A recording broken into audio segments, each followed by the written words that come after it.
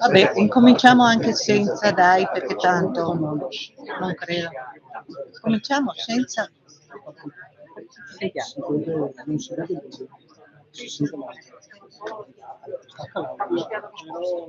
La regione, che è quella che fa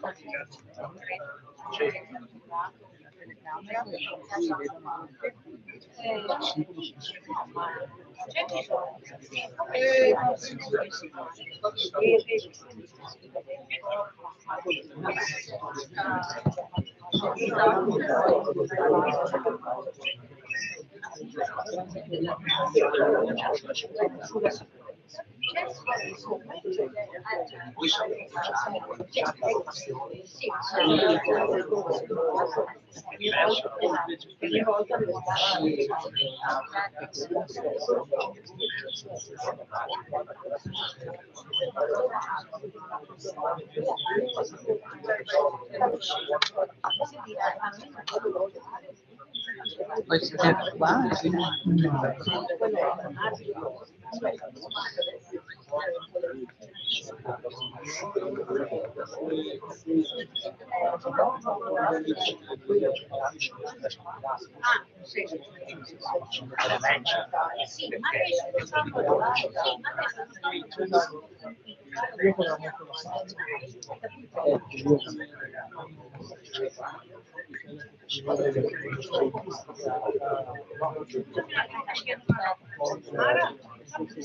Mai più?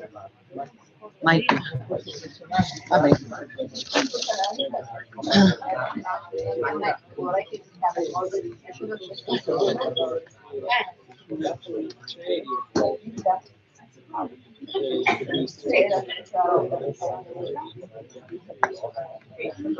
Se basta un collegamento con meeting, il mio computer stesso.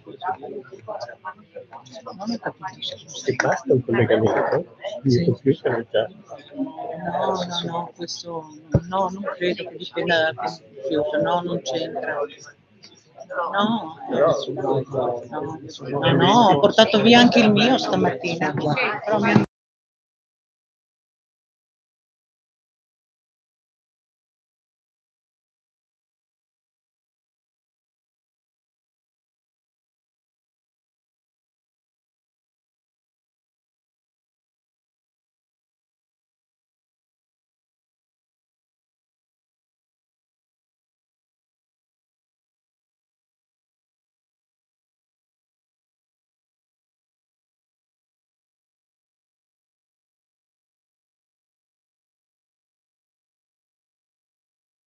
dato proprio la diretta su YouTube, tentando di allargare al massimo la partecipazione affinché il dibattito sia, o perlomeno ci siano tutte le informazioni il più ampio possibile, perché arrivi e vorremmo essere anche portavoce di un tema così importante.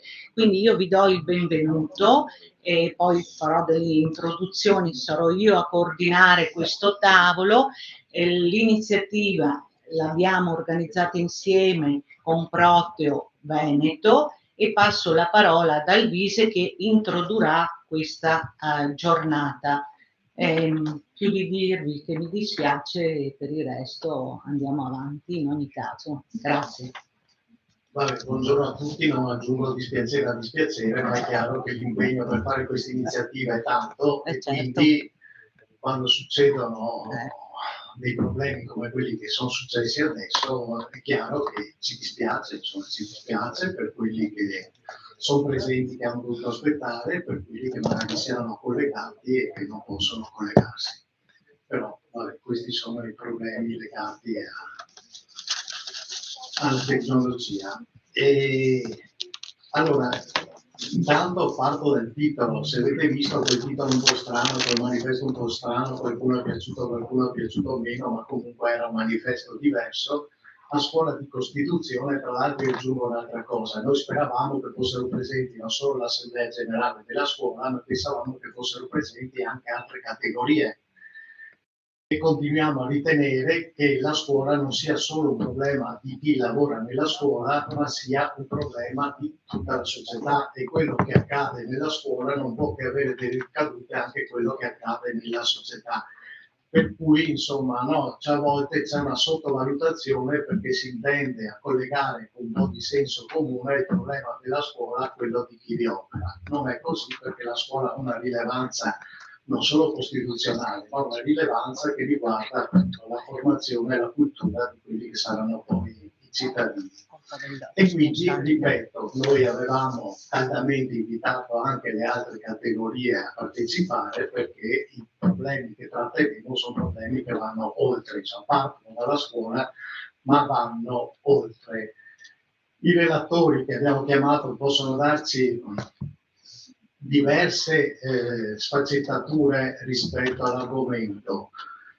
Io farò una brevissima introduzione, siamo già in ritardo, ma parto da quello che scriveva il professor Baldacci qualche anno fa su uno dei quaderni di Articolo 33, che è la rivista poi della FLC, dove diceva che il tragitto storico alla fine degli anni 70 inizia a far prevalere il modello neoliberista di scuola, sempre più ridotta a fabbrica di capitale umano, a palestra di competizione sociale, in vista della formazione di produttori docili ed efficienti.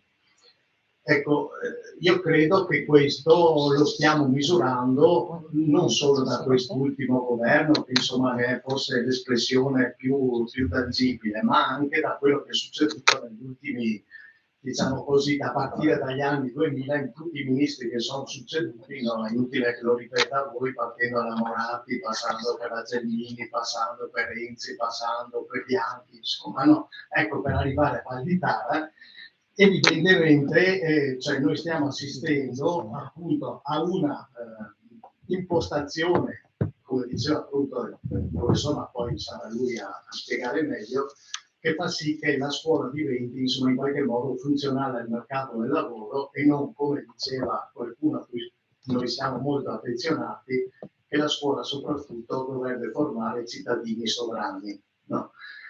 Ecco, noi non siamo in questa fase. Su questo, agli altri relatori, chiaramente, io credo che potranno darci e illustrare molto bene, cioè quello che il professor Ricciardi, per esempio, potrà fare un collegamento, perché l'altro argomento di oggi chiaramente è legato all'autonomia differenziata, e anche qua certamente l'autonomia differenziata riguarda la scuola, ma riguarda ben altre 23 materie, soprattutto per la Regione Veneto, quindi uno Stato nello Stato, insomma. Quindi il professor Ricciardi potrà darsi anche un'interpretazione, potrà sviluppare il tema legato anche alla contrattazione e ai diritti del lavoro, che sicuramente no, noi siamo in una sede sindacale, verranno pesantemente toccati se passerà questa impostazione, che poi, ripeto, dalla scuola si estende anche al resto, insomma, non basta pensare a quello che è successo con la sanità, dove i processi di privatizzazione noi li abbiamo visti e li tocchiamo con mano.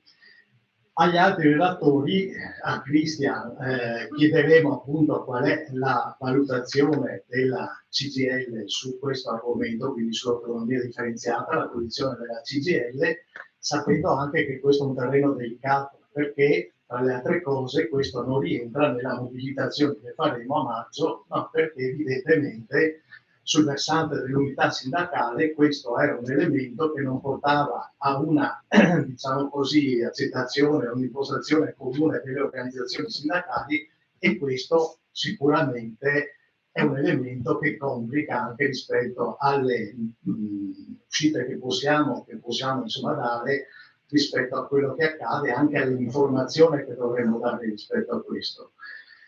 Ecco, a Tiziana chiederemo di focalizzare un attimo l'attenzione su quello che accade nel Veneto, e quindi, tra l'altro, sapendo che il Veneto è tra le regioni che chiede tutte le 23 materie, no? A differenza delle altre, della Lombardia e dell'Emilia Romagna che ne chiedono meno. Quindi nel Veneto proprio abbiamo l'idea che se passa questo vuol dire no.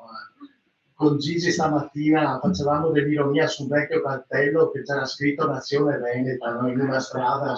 Ecco, in realtà questo era un vecchio cartello, ma se passa questa impostazione è proprio quella che ci porterà alla Nazione Veneta, a creare uno Stato nello Stato.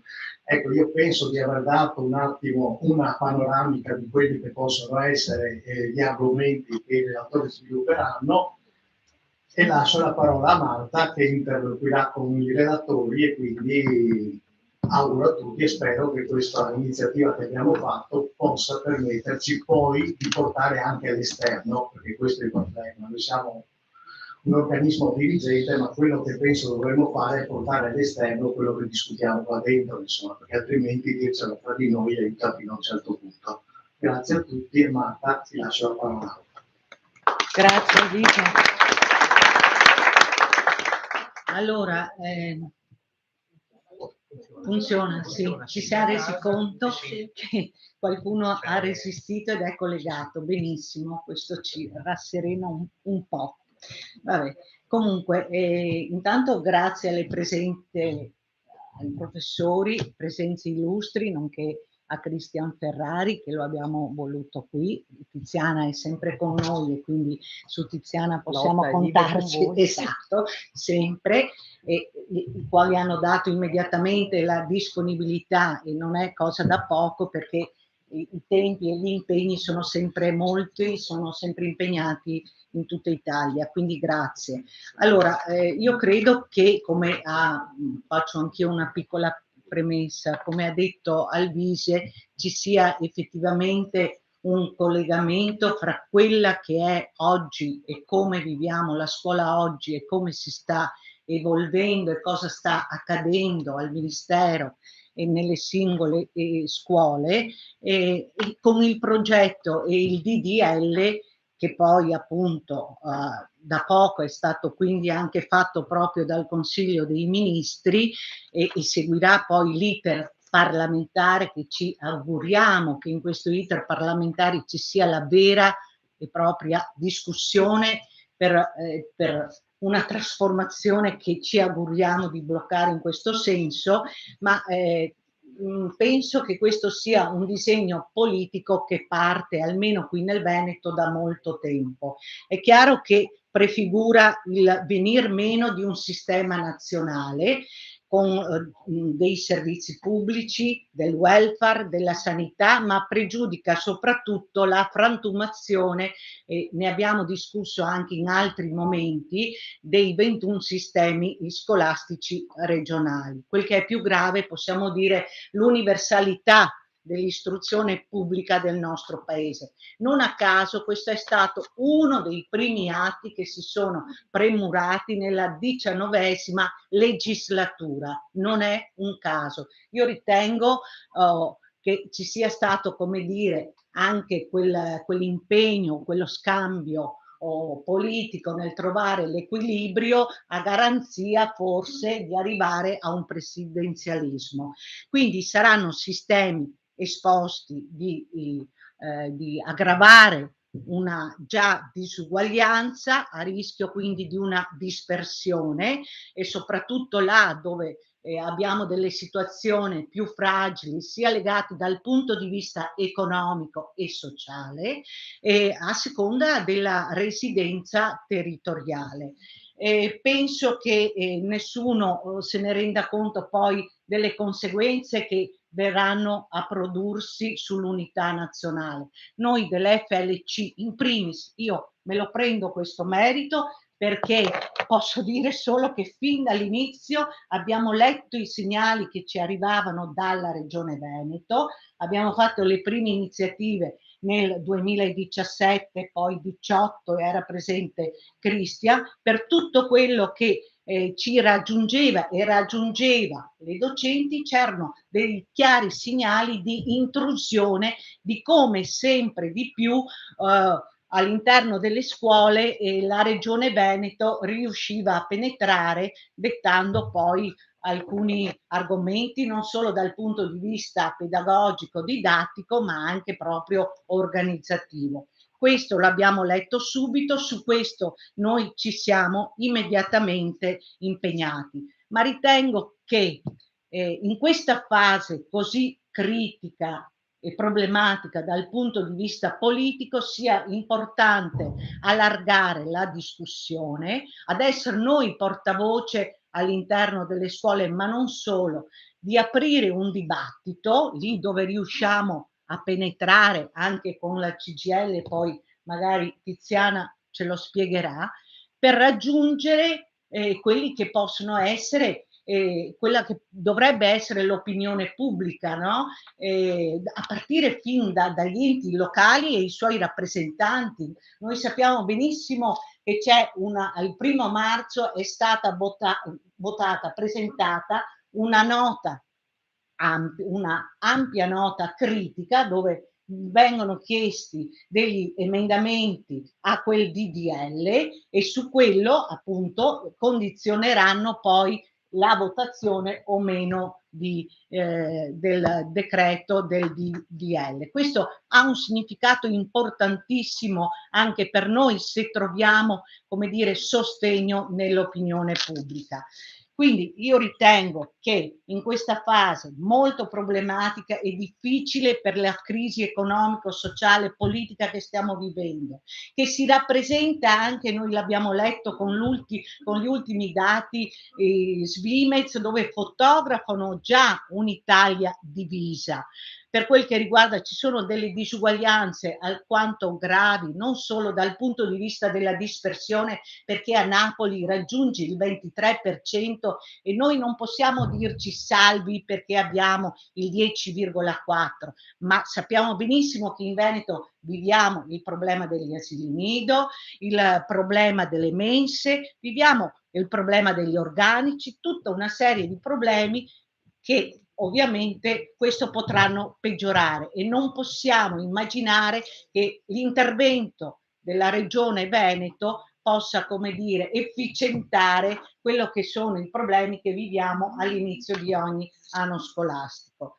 Ecco, allora, in questo disegno di legge, ovviamente noi l'abbiamo subito commentato attraverso comunicati, che è sbagliato sia nei contenuti ma anche nelle procedure. È un iter opaco e confuso che non ha dato nessun'altra spiegazione. Penso che potrebbe solo produrre, come dire, la fine della contrattazione collettiva, la fine della rappresentatività sindacale e noi su questo ci siamo impegnati da subito a contenere e a batterci affinché questo disegno si interrompa. Noi abbiamo il professor Baldacci, posso solo dire una parte del curriculum del professor Baldacci perché è talmente ampio che quindi mi limito, come dire, ai titoli.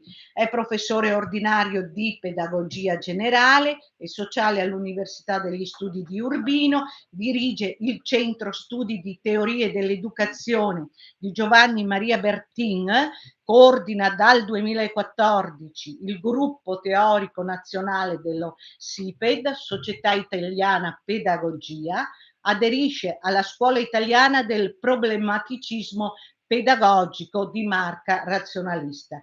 Il suo ambito di ricerca è diretto allo studio di problematiche pedagogiche e didattiche, poi lui dirà il particolare. Nel 2004 ha vinto il premio La Porta per la pedagogia con il testo Il problematicismo. Nel 2014 ha vinto il premio SIPED con il testo Trattato di pedagogia. Vi do solo i titoli.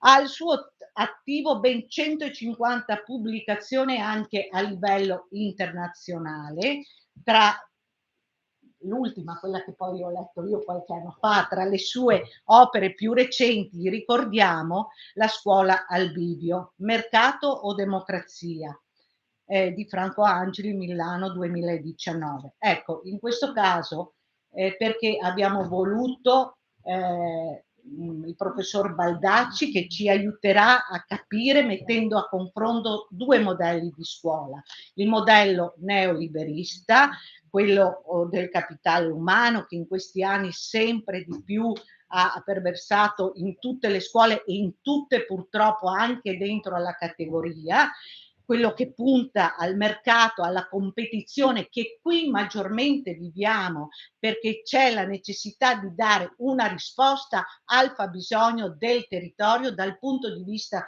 produttivo, e poi metterà a confronto, come dicevo, il modello democratico di una scuola della Costituzione, che dovrebbe, forse ha rinunciato, forse non ha mai applicato, nell'articolo 3, che è quello di rimuovere gli ostacoli di ordine economico e sociale, nell'articolo 34, dove veramente si parla di capaci e meritevoli, che dovrebbero, anche se privi di mezzi, raggiungere i più alti gradi di scuola.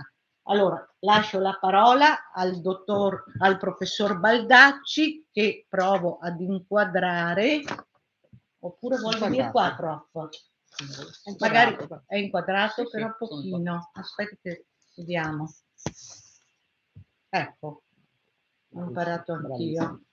Bene, grazie prof. Scusa. Ascoltare il professore che Forse è meglio, sì. Proprio perché se salta qualcosa qui non abbiamo certezza che tutto riprenda.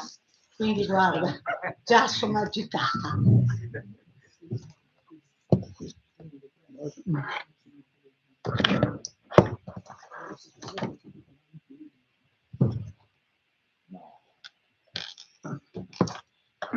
Buonasera a tutti. Intanto vorrei ringraziare la FLC Veneto e Proprio Veneto per avermi invitato a questo seminario di riflessione sulla scuola italiana. Come è già stato detto, cercherò di sviluppare un raffronto tra due modelli di scuola: il modello neoliberista e il modello che a titolo di comodo chiamiamo di scuola della Costituzione. Parlando di modelli, è chiaro che farò una presentazione estremizzata delle caratteristiche di questi due, diciamo, termini di riferimento. Nella realtà le cose a volte sono un po' più sfumate, ma per cogliere, per così dire, la loro essenza, è bene cercare di metterne in rilievo quelli che sono i punti più salienti. Cominciamo dal modello neoliberista da questo punto di vista, ma trentennio del dopoguerra, con tutti i suoi limiti e le sue contraddizioni, era stato un periodo di crescita socio-economica e di espansione dei diritti e della società italiana. C'era stata un'espansione della scolarità, una progressiva diminuzione della selezione, in questo senso. Un riformismo che, pur essendo contraddittorio, aveva portato ad alcune importanti conquiste: la scuola media unificata, la scuola di infanzia statale e via dicendo. Poi negli anni 70 si è verificata, ci dicono gli storici dell'economia, una crisi economica che viene definita ormai assiale, cioè di svolta, che ha portato a una ristrutturazione su scala mondiale dell'economia capitalista. Fenomeni come l'avvento del post-fordismo, la rivoluzione tecnologico-informatica, la finanziarizzazione e su tutta la globalizzazione dell'economia. Ma tutte queste trasformazioni che hanno mutato profondamente non soltanto il mondo del lavoro, ma le società, in questo senso, sono state accompagnate inevitabilmente anche da una svolta ideologica. Progressivamente si è fatto strada l'ideologia cosiddetta del neoliberismo, un'ideologia che veniva da lontano, adesso non staremo di certo a ricostruire i passaggi storici, ma diciamo che si è ripresentata, come sappiamo, all'inizio con i governi Thatcher, Reagan, la scuola di Chicago, eccetera, eccetera, dapprima come una riedizione del liberismo classico, cioè libertà di mercato, diminuzione del ruolo dello Stato, eccetera. Poi in realtà ha preso il sopravvento la variante del cosiddetto ordoliberismo, che è tutt'altra questione, perché presuppone non il ridimensionamento dello Stato, bensì l'uso dello Stato per affermare il mercato, costruendone giuridicamente e socialmente i presupposti in questo senso. E quindi, diciamo, una forma ideologica inedita da questo punto di vista. In ogni caso, la struttura fondamentale di questa ideologia, diciamo, è relativamente semplice. Il suo principio cardinale è quello di elevare la concorrenza da principio di regolazione economica del mercato a principio che deve informare tutta la vita sociale. Tutta la vita sociale va concepita da questo punto di vista come un'arena di competizione, perché soltanto la concorrenza è in grado di ottimizzare il funzionamento dei sistemi sociali. E quindi la concorrenza, diciamo, diviene un principio di ontologia sociale in questo senso. Insieme a questo, l'altro principio fondamentale è stato quello dell'autoimprenditorialità. L'idea cioè che per stimolare l'efficienza ogni individuo si deve trasformare nell'imprenditore di se stesso, in modo da amministrare il proprio capitale umano, concetto su cui torneremo, in maniera tale da massimizzare le proprie performance, con, diciamo, un ritorno di utilità sia personale sia per l'intero sistema sociale, da questo punto di vista. Corollario del principio di autoimprenditorialità è il principio di autoresponsabilità. Detto in parole povere, ognuno raccoglie quello che si merita. Quindi la responsabilità delle proprie performance è soltanto individuale. In una competizione ci sono i vincitori e i perdenti devono dare la colpa soltanto a se stessi e quindi non hanno niente di cui lamentarsi da questo punto di vista. Ora, in questo quadro ideologico, che avrebbe bisogno di tutta un'altra serie di precisazioni che non abbiamo il tempo però di compiere, in questo quadro ideologico, quello che mi preme rimarcare da pedagogista è che è implicito un progetto di pedagogia sociale. Non si tratta semplicemente di misure politico-economiche.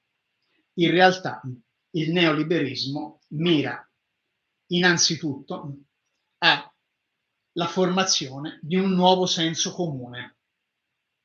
Mi esprimo, perdonatemi, qui denuncio la mia matrice gramsciana in questo senso. Sono state date anche letture diverse, per esempio letture Foucaultiane di questo dispositivo ideologico neoliberista. Personalmente però preferisco una lettura gramsciana. Quello che si sta attuando è una trasformazione radicale del senso comune, cioè del modo spontaneo di sentire e di vedere le cose. Per cui è diventato senso comune che ognuno ha quello che si merita. E quindi se i giovani non trovano lavoro è colpa loro, sono dei bamboccioni o deciusi, degli schizzinosi e via dicendo. Ma oltre alla formazione di un nuovo senso comune, formazione di un nuovo tipo umano, l'imprenditore di se stesso, in questo senso.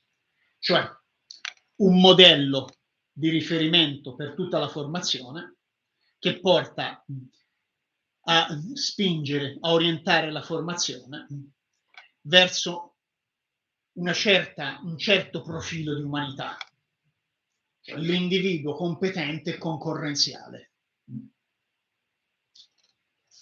Bene, questa, detta all'osso, diciamo, un po' il cardine dell'ideologia neoliberista, ripeto, sarebbero necessarie molte altre precisazioni, quindi proprio diciamo, accennata a grandissime linee. Ma che cosa ha prodotto di fatto però questa trasformazione ideologica che è stata gigantesca in questo senso? Adesso non c'è il tempo di ripercorrere le tappe con cui si è affermata, ma è molto istruttivo in questo senso. Se guardiamo agli esiti effettivi, cioè non alle magnifiche sorti progressive che il neoliberismo promette alle società, gli esiti effettivi sono in primo luogo un grave inasprimento delle diseguaglianze socio-economiche. I lavori dell'economista Piketty, per esempio, il Capitale del XXI secolo, ne hanno dato una descrizione molto analitica.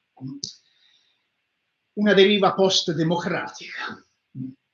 La democrazia è sempre più ridotta a un guscio formale svuotato di sostanza, mentre il luogo effettivo del potere, diciamo, si sposta sempre più nelle tecnocrazie.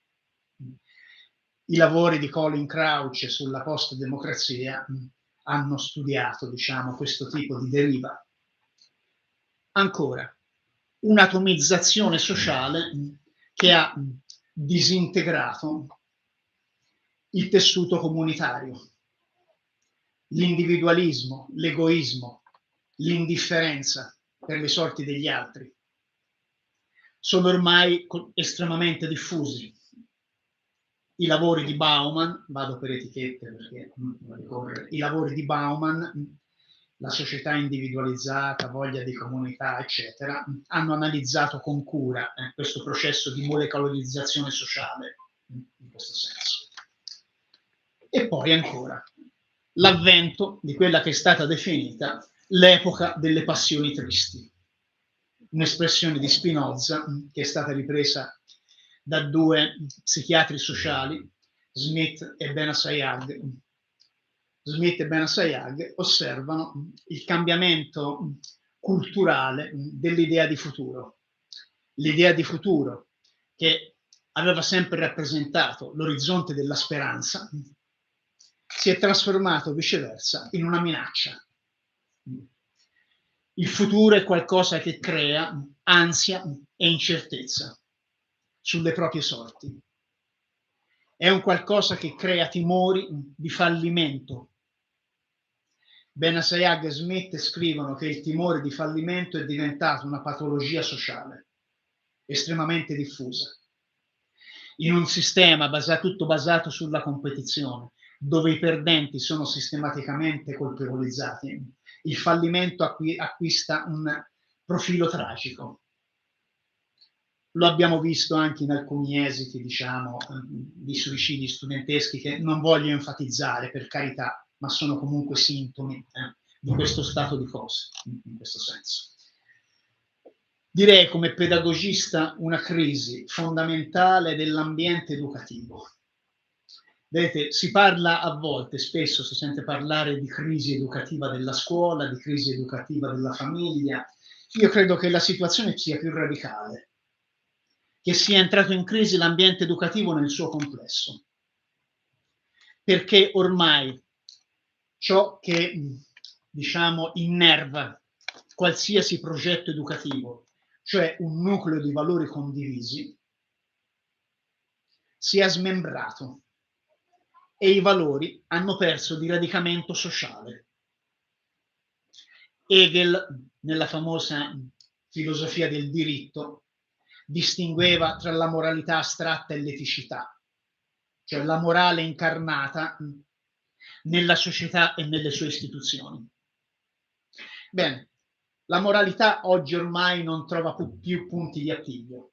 I valori sono diventati semplicemente dei fantasmi retorici che vengono invocati senza avere reale radicamento nella vita sociale, la cui realtà invece è improntata alla competizione, alla concorrenza, in questo senso. E questo crea un rischio educativo inedito e estremamente rilevante per i nostri tempi. Certamente anche la scuola è stata profondamente colpita da questa rivoluzione culturale neoliberista, una rivoluzione passiva, utilizzo ancora il lessico gramsciano, sia ben chiaro, pur tuttavia una rivoluzione. I due elementi anche in questo caso che sostanziano la pedagogia neoliberista sono il principio di competizione e il principio del capitale umano. Principio di competizione.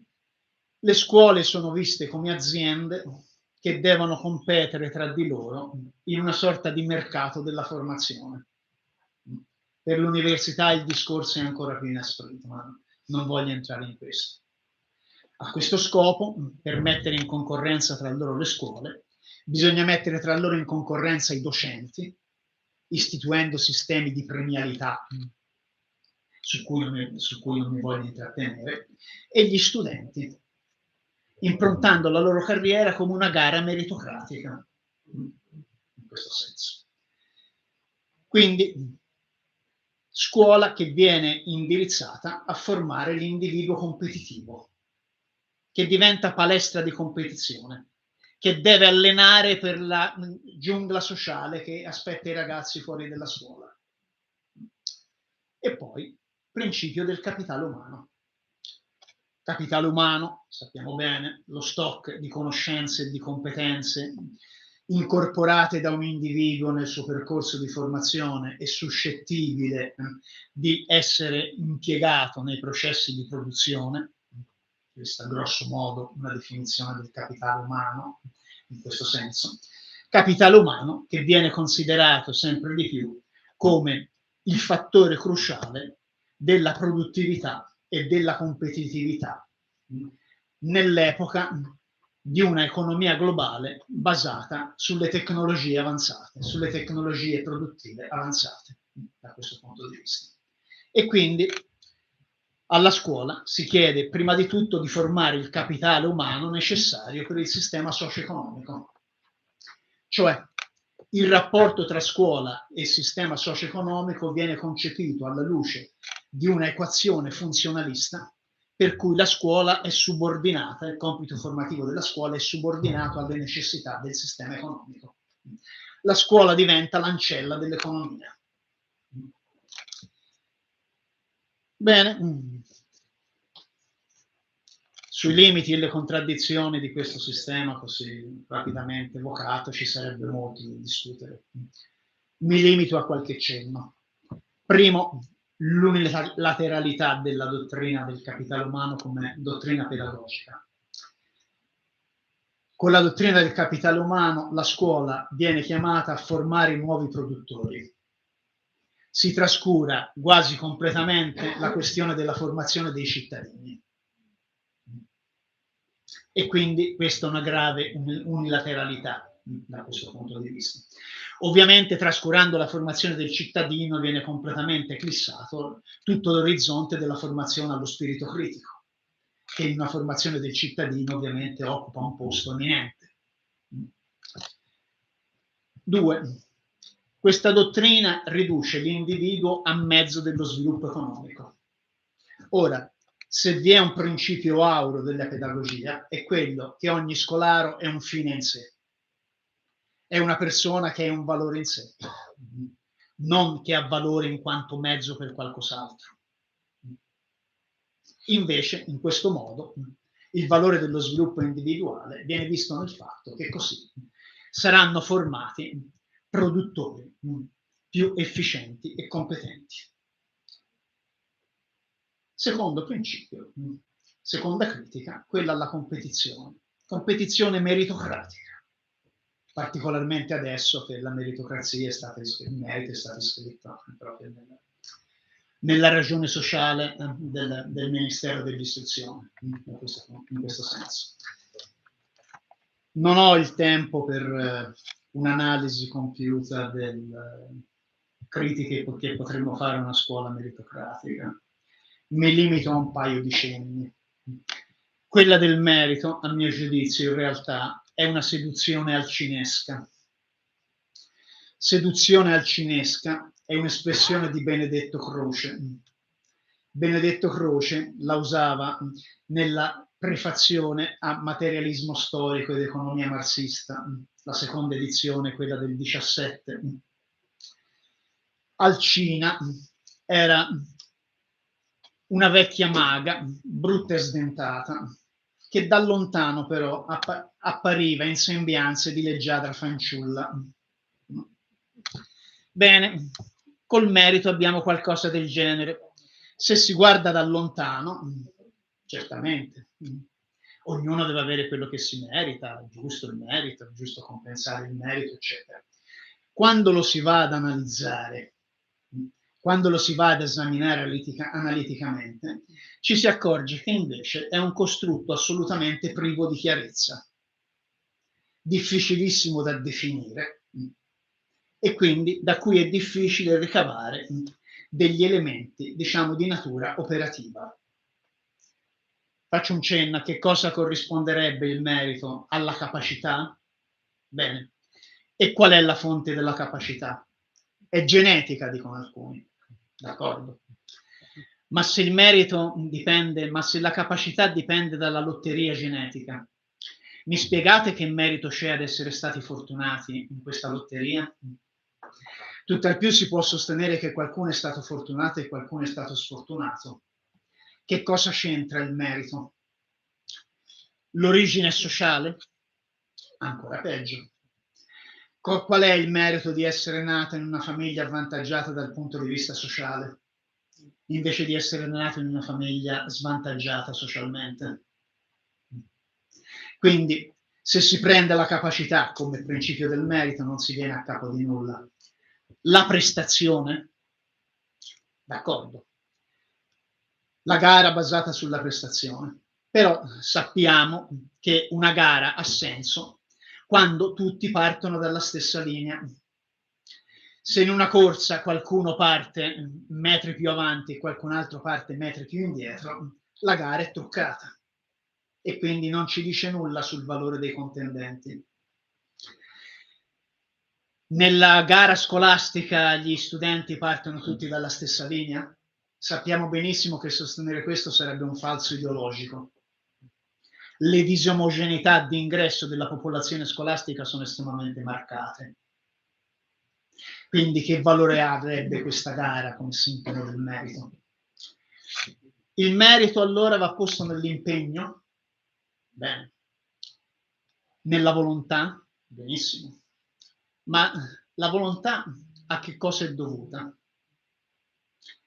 Nuovamente, si nasce volenterosi, allora si torna lì. Se si hanno ricevuti buoni geni, non c'è merito. La volontà è il frutto invece di una famiglia che assiste e stimola, e allora è una questione che nuovamente non ha a che fare col merito, in questo senso. Cioè, se si prendono tutti i principali fattori che vengono indicati come fattori del merito, la capacità, la prestazione, l'impegno, e si va ad analizzare anche in modo non approfondito, come ho fatto io, l'analisi si potrebbe approfondire molto, ci si accorge che in realtà è difficilissimo venire a capo di una definizione operativa del merito che ci permetta di usarlo realmente come criterio, anche come criterio di competizione, in questo senso. Bene, allora una scuola basata sulla competizione meritocratica, primo, rende la scuola quel regno delle passioni tristi a cui ci riferivamo prima. Passioni tristi per i docenti. I miei sono più bravi, i tuoi sono meno bravi, e via dicendo. Passioni ancora più tristi per lo studente, che a 19 anni si può già considerare un fallito, come abbiamo purtroppo dovuto leggere. E poi, la competizione forse promuove un'elite, ma scoraggia la massa. Ora, all'epoca di Gentile, poteva avere anche un senso, perché il disegno pedagogico di Gentile era quello di formare una nuova classe dirigente per il paese, confermando quella che era la stratificazione sociale. Ma oggi, nella società che si vuole globalizzata, tecnologica, avanzata, della conoscenza, eccetera, non basta un'elite, diciamo, colta. Abbiamo bisogno di un intero popolo da questo punto di vista che sia illuminato e istruito in questo senso, affinché si abbia un progresso civile ed economico del paese. Bene, passiamo all'altro versante, a una scuola della Costituzione. Anche in questo caso sarebbe interessante rilevare storicamente questo percorso, ma non abbiamo il tempo da questo punto di vista. Quindi diciamo semplicemente che la scuola della Costituzione, che è un modello è un modello, lo dico subito, che non siamo ancora riusciti a realizzare completamente. È un modello che ha stentato a iniziare a muovere i primi passi. Soltanto dalla seconda parte degli anni 50 in Italia si è cominciato a muoverci in questa direzione. Un cammino incerto che ha subito battute di arresto, ma un compito che non è fallito, ma che è ancora davanti a noi. Bene, il modello della scuola della Costituzione ci introduce in un quadro completamente diverso, già a partire dal nucleo di articoli che sono più direttamente connessi con la questione della scuola e dell'istruzione. Li cito soltanto perché li conoscete meglio di me. L'articolo 33, che è anche il titolo della rivista, da questo punto di vista del sindacato, l'arte e la scienza sono libere, libero non è l'insegnamento.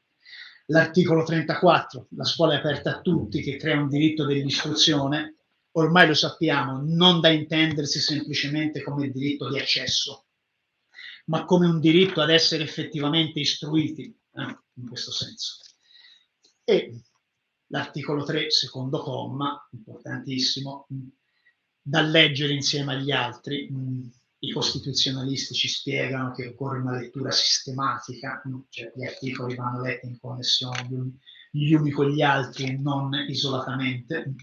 È compito della Repubblica rimuovere gli ostacoli che, limitando la libertà e l'eguaglianza dei cittadini, impediscono il pieno sviluppo della persona umana e con essa l'effettiva partecipazione di tutti i lavoratori all'organizzazione politica, economica e sociale del paese. È chiaro che soltanto la scuola può essere l'organo che può permettere effettivamente di rimuovere questi ostacoli, o comunque la scuola ha un compito fondamentale in questo senso. Quindi, compito generale della scuola attraverso l'istruzione per la Costituzione è promuovere il pieno sviluppo della persona, e raggiungere il proprio pieno sviluppo umano è un diritto di tutti e di ciascuno. Non c'entra nulla il criterio del merito. Tutti meritano il pieno sviluppo umano della propria persona.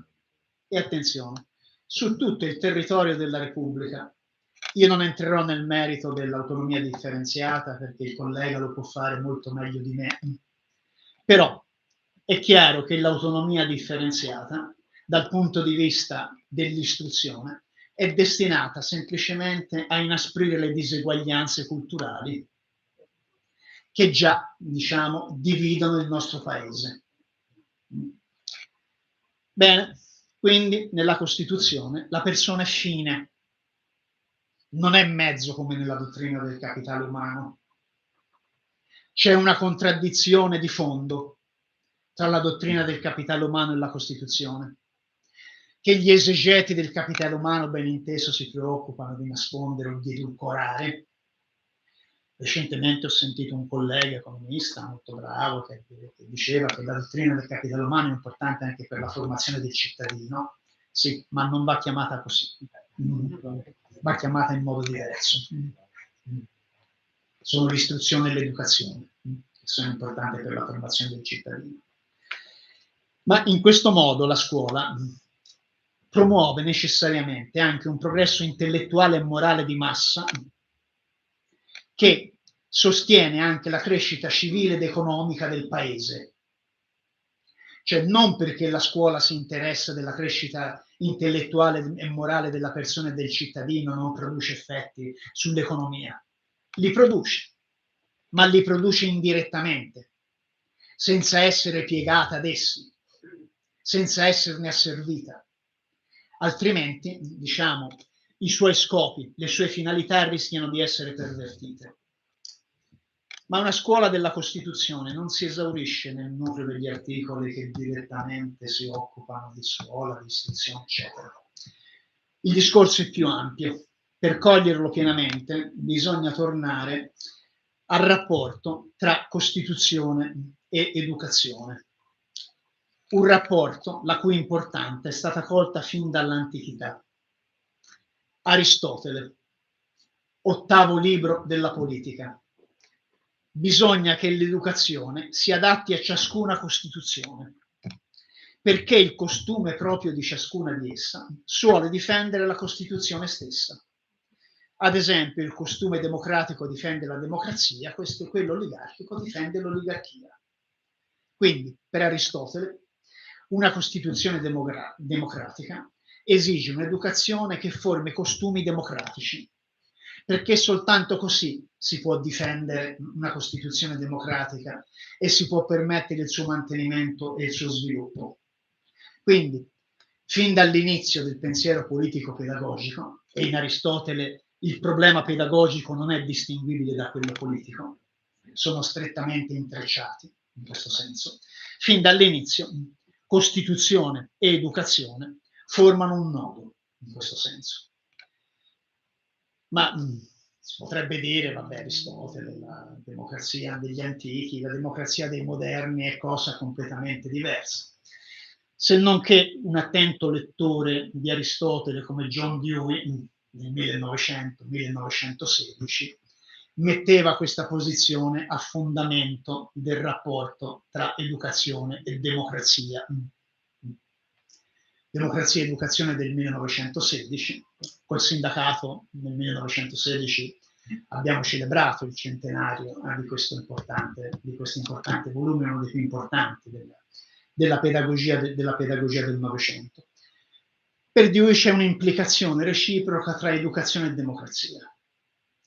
Soltanto nella democrazia l'educazione come crescita intellettuale e morale della persona può trovare piena espansione. E soltanto grazie all'educazione una democrazia si può conservare come tale.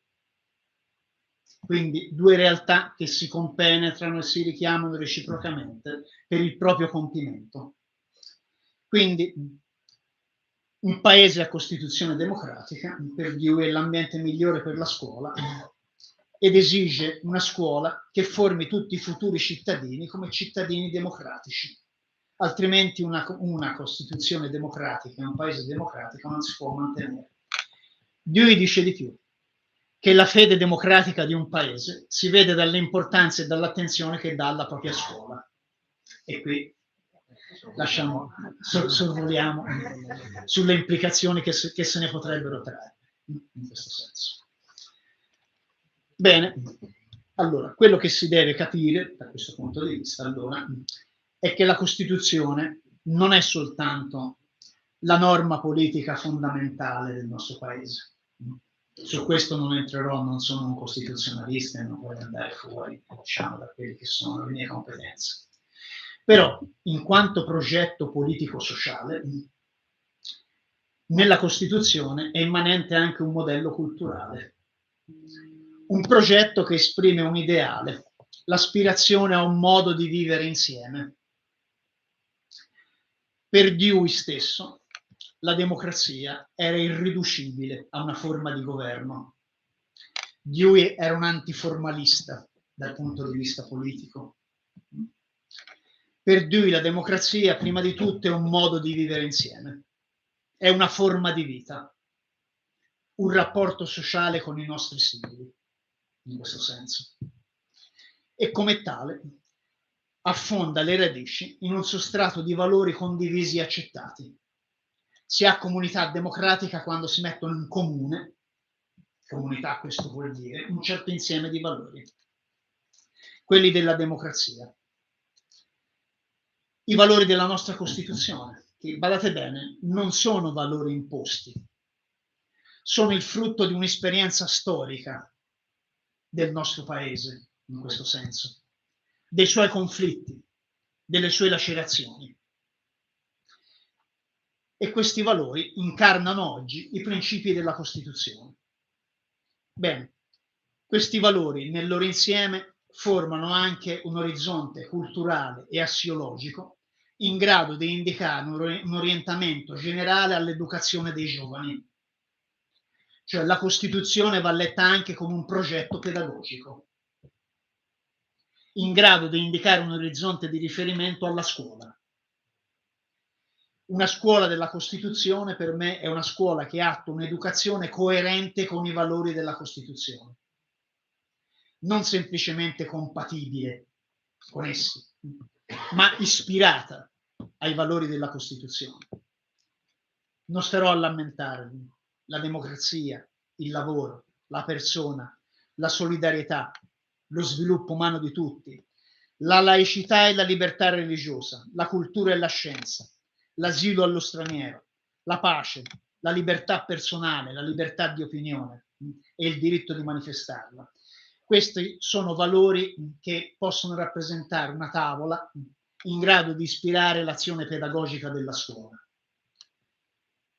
E quindi occorre educare e istruire nello spirito della Costituzione. A questo scopo la Costituzione, si badi bene, non deve essere soltanto una materia. È opportuno e importante che la Costituzione sia studiata, ma non basta. Studiamo la Costituzione in una scuola meritocratica basata sulla competizione e sulla produzione del capitale umano? Bene, allora si farà soltanto una retorica costituzionale, priva di reale valore, privo di senso. I valori della Costituzione devono pervadere l'intera vita scolastica per essere realmente orizzonte pedagogico, cioè devono diventare un modo di stare insieme a scuola, un modo di fare scuola. Devono innervare i modi stessi di insegnare. Bruno Sciari, che conoscerete da questo punto di vista, aveva scritto che i modi di insegnare rappresentano l'espressione di valori. Non vanno considerate come tecniche neutrali da questo punto di vista. Utilizzare certe tecniche o altre sono opzioni assiologiche anche, ideologiche se volete, non semplicemente tecniche. E da questo punto di vista, e vado verso la fine, un esempio veramente grande ci è stato offerto da due figure. Mario Lodi, l'anno scorso ricorreva il centenario, e Don Lorenzo Milani, ricorre quest'anno il centenario. Mario Lodi, per esempio, era ossessionato dall'articolo 21 della Costituzione, dalla libertà di espressione della propria opinione, e ragionava in modo molto semplice.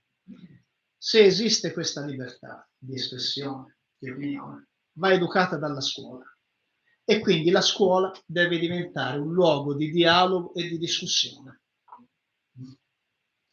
Non può essere altrimenti. Altrimenti non si avrebbe una coerenza di quello che fa la scuola con quello che deve essere, diciamo, la funzione del cittadino. E quindi, se la scuola deve formare cittadini, i bambini devono essere educati alla discussione fin dalla più tenera età, fin dalla scuola primaria, fin dalla scuola elementare, in questo senso. E poi, da questo punto di vista, Don Lorenzo Milani. Don Lorenzo Milani, che in lettera a una professoressa, in un passaggio che io considero fondamentale, ha scritto insieme ai suoi ragazzi: non si deve credere che non si deve patire tutti quanti la voglia di cucire budella e di scrivere ingegnere sul biglietto da visita, cioè di diventare medici o ingegneri. Dobbiamo educare i nostri ragazzi a una più alta ambizione, all'ambizione di diventare cittadini sovrani. Questa è un'espressione chiarissima, forte, incisiva da questo punto di vista, di una Costituzione eletta a orizzonte di riferimento per la scuola. E insieme queste due lezioni, queste due grandi lezioni, ci dicono anche che i valori della Costituzione a scuola devono essere vissuti, devono innervare la vita scolastica, ma devono diventare anche oggetti di riflessione e di dialogo, di discussione. Non occorre semplicemente che vengano sentiti nella vita scolastica così come si svolge. Devono essere affrontati anche come oggetti culturali, ovviamente nei modi dovuti a secondo delle diverse età, ma è importante, come diceva Mario Lodi, promuovere la riflessione e la discussione proprio sui principi della Costituzione. E qui siamo all'altro versante, la Costituzione in quanto oggetto culturale, in quanto materia, ma non materia semplicemente di trasmissione formale, ma materia di riflessione, di consapevolezza dei significati e dei valori della Costituzione. Bene, termino. Questo è il bivio che è di fronte a noi. Una scuola neoliberista intitolata al mercato, alla competizione, al capitale umano, o una scuola democratica della Costituzione. Purtroppo la scuola si sta incamminando dalla parte sbagliata in questi ultimi anni. Però si tratta di scegliere se si vuole essere i commessi del capitale umano o gli insegnanti della Costituzione. E io so bene che chi è qui la propria scelta l'ha già fatta. Grazie.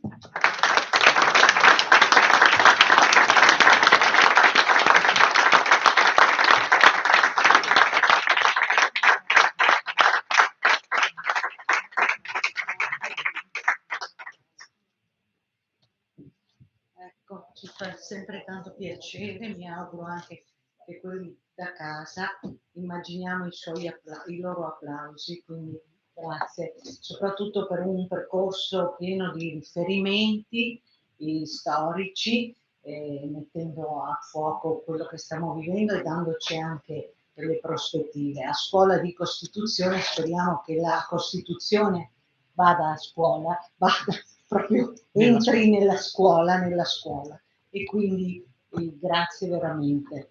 Diamo la parola adesso al professor Ricciardi, professore dell'Università Alma Mater di Bologna, dove ha insegnato per 40 anni relazioni industriali e di diritto del lavoro, è stato componente, e quindi qui possiamo anche, come dire, bastonarlo, insultarlo, dal 1999 al 2009 del comitato direttivo dell'ARAM, conducendo quindi le trattative per i comparti della conoscenza.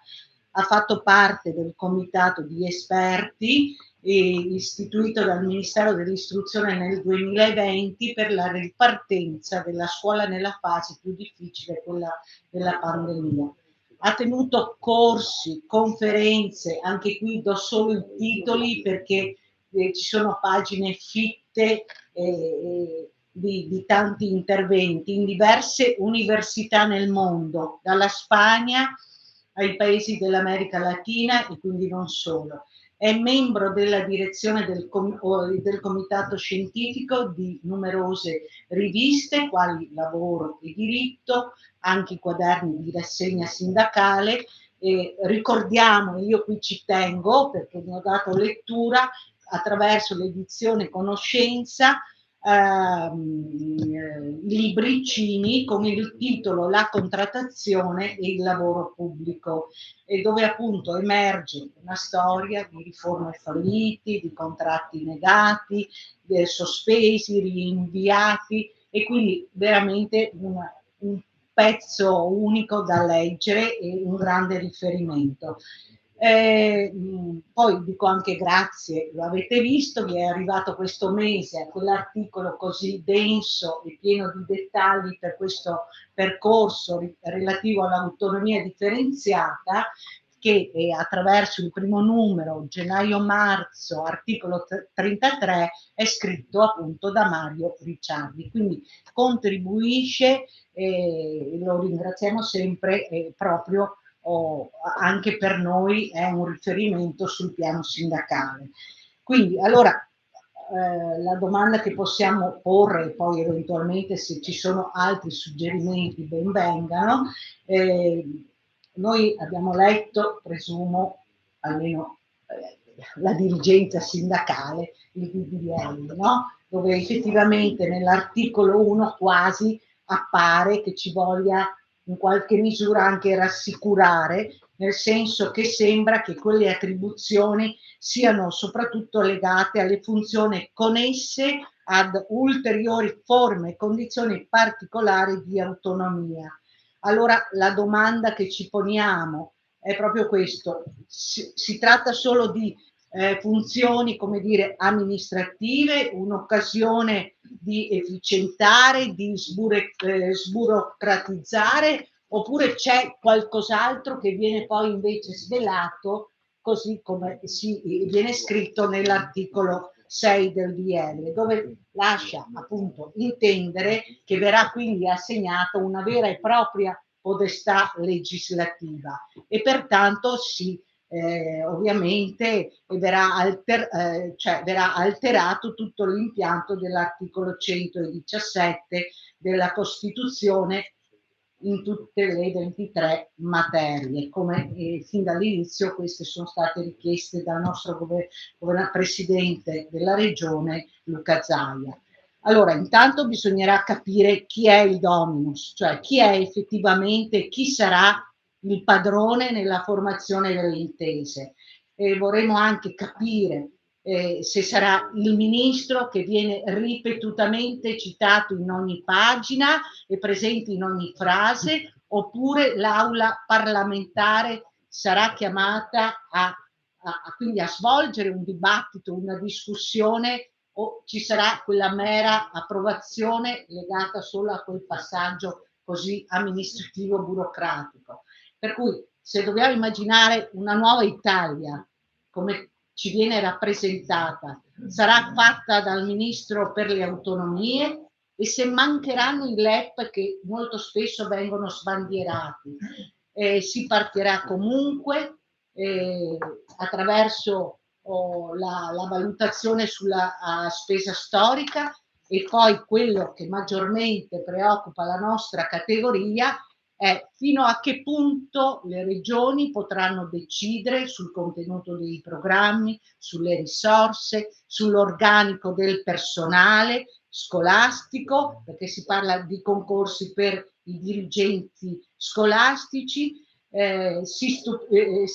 stipuleranno solo contratti regionali per i futuri assunti, o forse saremmo o saranno invogliati a sottoscrivere un altro tipo di contratto con appunto con quello di incentivare dal punto di vista economico. Se noi misuriamo questa autonomia che si presenta per la formazione professionale, dove stiamo attendendo il rinnovo di un contratto da più di 10 anni, o se addirittura la misuriamo anche nelle università, dove ci sono università che gestiscono un bilancio con molto denaro, con possibilità di compensi accessori molti alti, Padova rispetto anche a Verona o rispetto all'università di qualche altra regione.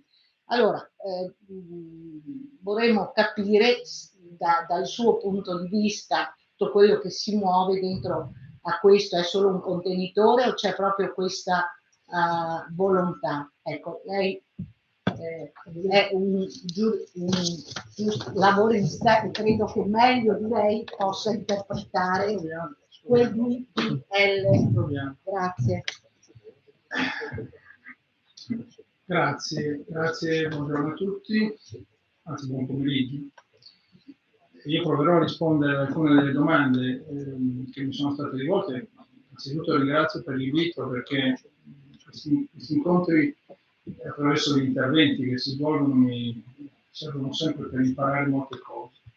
Però ecco, prima di rispondere, anzi per rispondere meglio alle domande, ai quesiti che sono stati posti, io vorrei iniziare un po' più da lontano, cioè vorrei soffermarmi brevemente su alcune premesse che hanno preceduto il progetto dell'autonomia differenziata. Questo perché il tema di cui ci stiamo occupando non è un evento estemporaneo, ma è il punto per ora finale di un dibattito sul regionalismo e sull'assetto dello Stato, che affonda le sue radici molto indietro nel tempo. Se vogliamo andare proprio molto indietro, dobbiamo addirittura arrivare al processo dell'unità d'Italia, quando si discusse appunto se lo Stato che si andava costruendo dovesse avere una struttura centralizzata oppure una struttura federale. Come è noto, prevalse l'idea di una struttura centralizzata, È un assetto centralizzato, seppure temperato da alcuni spazi lasciati alle autonomie locali, ma spazi che poi vennero spazzati via dal fascismo. E il dibattito naturalmente riprese poi subito dopo la fine della guerra nell'Assemblea Costituente, dove si trovò una mediazione tra posizioni diverse, anche qui, alcune più favorevoli all'accentramento, che erano in quegli anni sostenute soprattutto dalla sinistra, negli anni del dopoguerra, e le posizioni invece più favorevoli a lasciare spazio all'autonomia, che erano più sostenute dai partiti di centro. C'è stata poi un'inversione, come sapete, durante gli anni 50 e 60. Il testo originario della Costituzione del 48 prevedeva all'articolo 115 l'istituzione delle regioni, elencando 18 materie sulle quali avrebbero avuto competenza la legislazione regionale. Si trattava di materie d'ambito prevalentemente locale, sulle quali era del tutto ragionevole affidare alle regioni la disciplina, polizia locale, fiere mercato, urbanistica, turismo, viabilità e lavori pubblici di interesse regionale ed altri. Si trattò di una soluzione di compromesso. Dopo un amplissimo dibattito che si tenne alla Costituente nel luglio del 1947, al quale parteciparono costituenti autorevolissimi, faccio qualche nome, Terracini, Mortati, Calamandrei, Ambrosini, Lusci, e le motivazioni per cui si arrivò a questa mediazione le troviamo nel racconto parlamentare dell'intervento di Luigi Einaudi, che sarebbe poi diventato il capo dello Stato. Diceva Einaudi: occorre tenere presente che noi non siamo nella situazione di un gruppo di stati che intendono federarsi. Invece noi partiamo dallo Stato unitario che intendiamo mantenere. E allora la situazione migliore è che siano attribuite dalla Carta Costituzionale alle regioni determinate competenze e che la regione non ne abbia nessuna di più di quelle stabilite dall'atto costituzionale.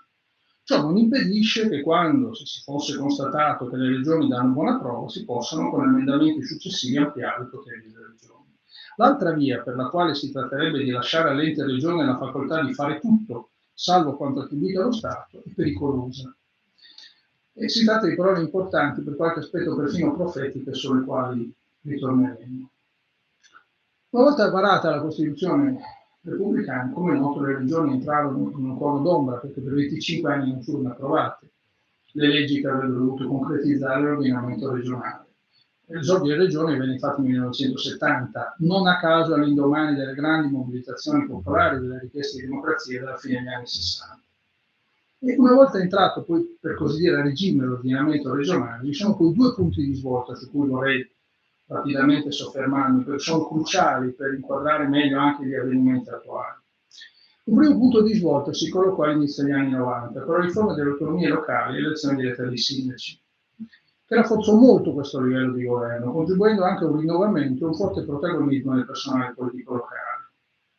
Questa spinta al rinnovamento e al decentramento, che percorre tutti gli anni 90, portò nel periodo a cavallo tra la fine del decennio e i primi anni del nuovo secolo a due esiti in qualche modo paralleli. Il primo furono le cosiddette riforme Bassanini, che si collocano tra il 97 e il 99, e che consistono in una serie di provvedimenti di decentramento della macchina pubblica statale a costituzione invariata, quindi non vanno confuse con la riforma del titolo quinto, che sarà di 2 anni successivi. Tra queste riforme ne ricordo soltanto due, che voi sapete benissimo, l'autonomia scolastica e la riforma del lavoro nelle pubbliche amministrazioni, che poi confluirà nel decreto legislativo 165 del 2001, cosiddetto testo unico. Ma anche queste riforme,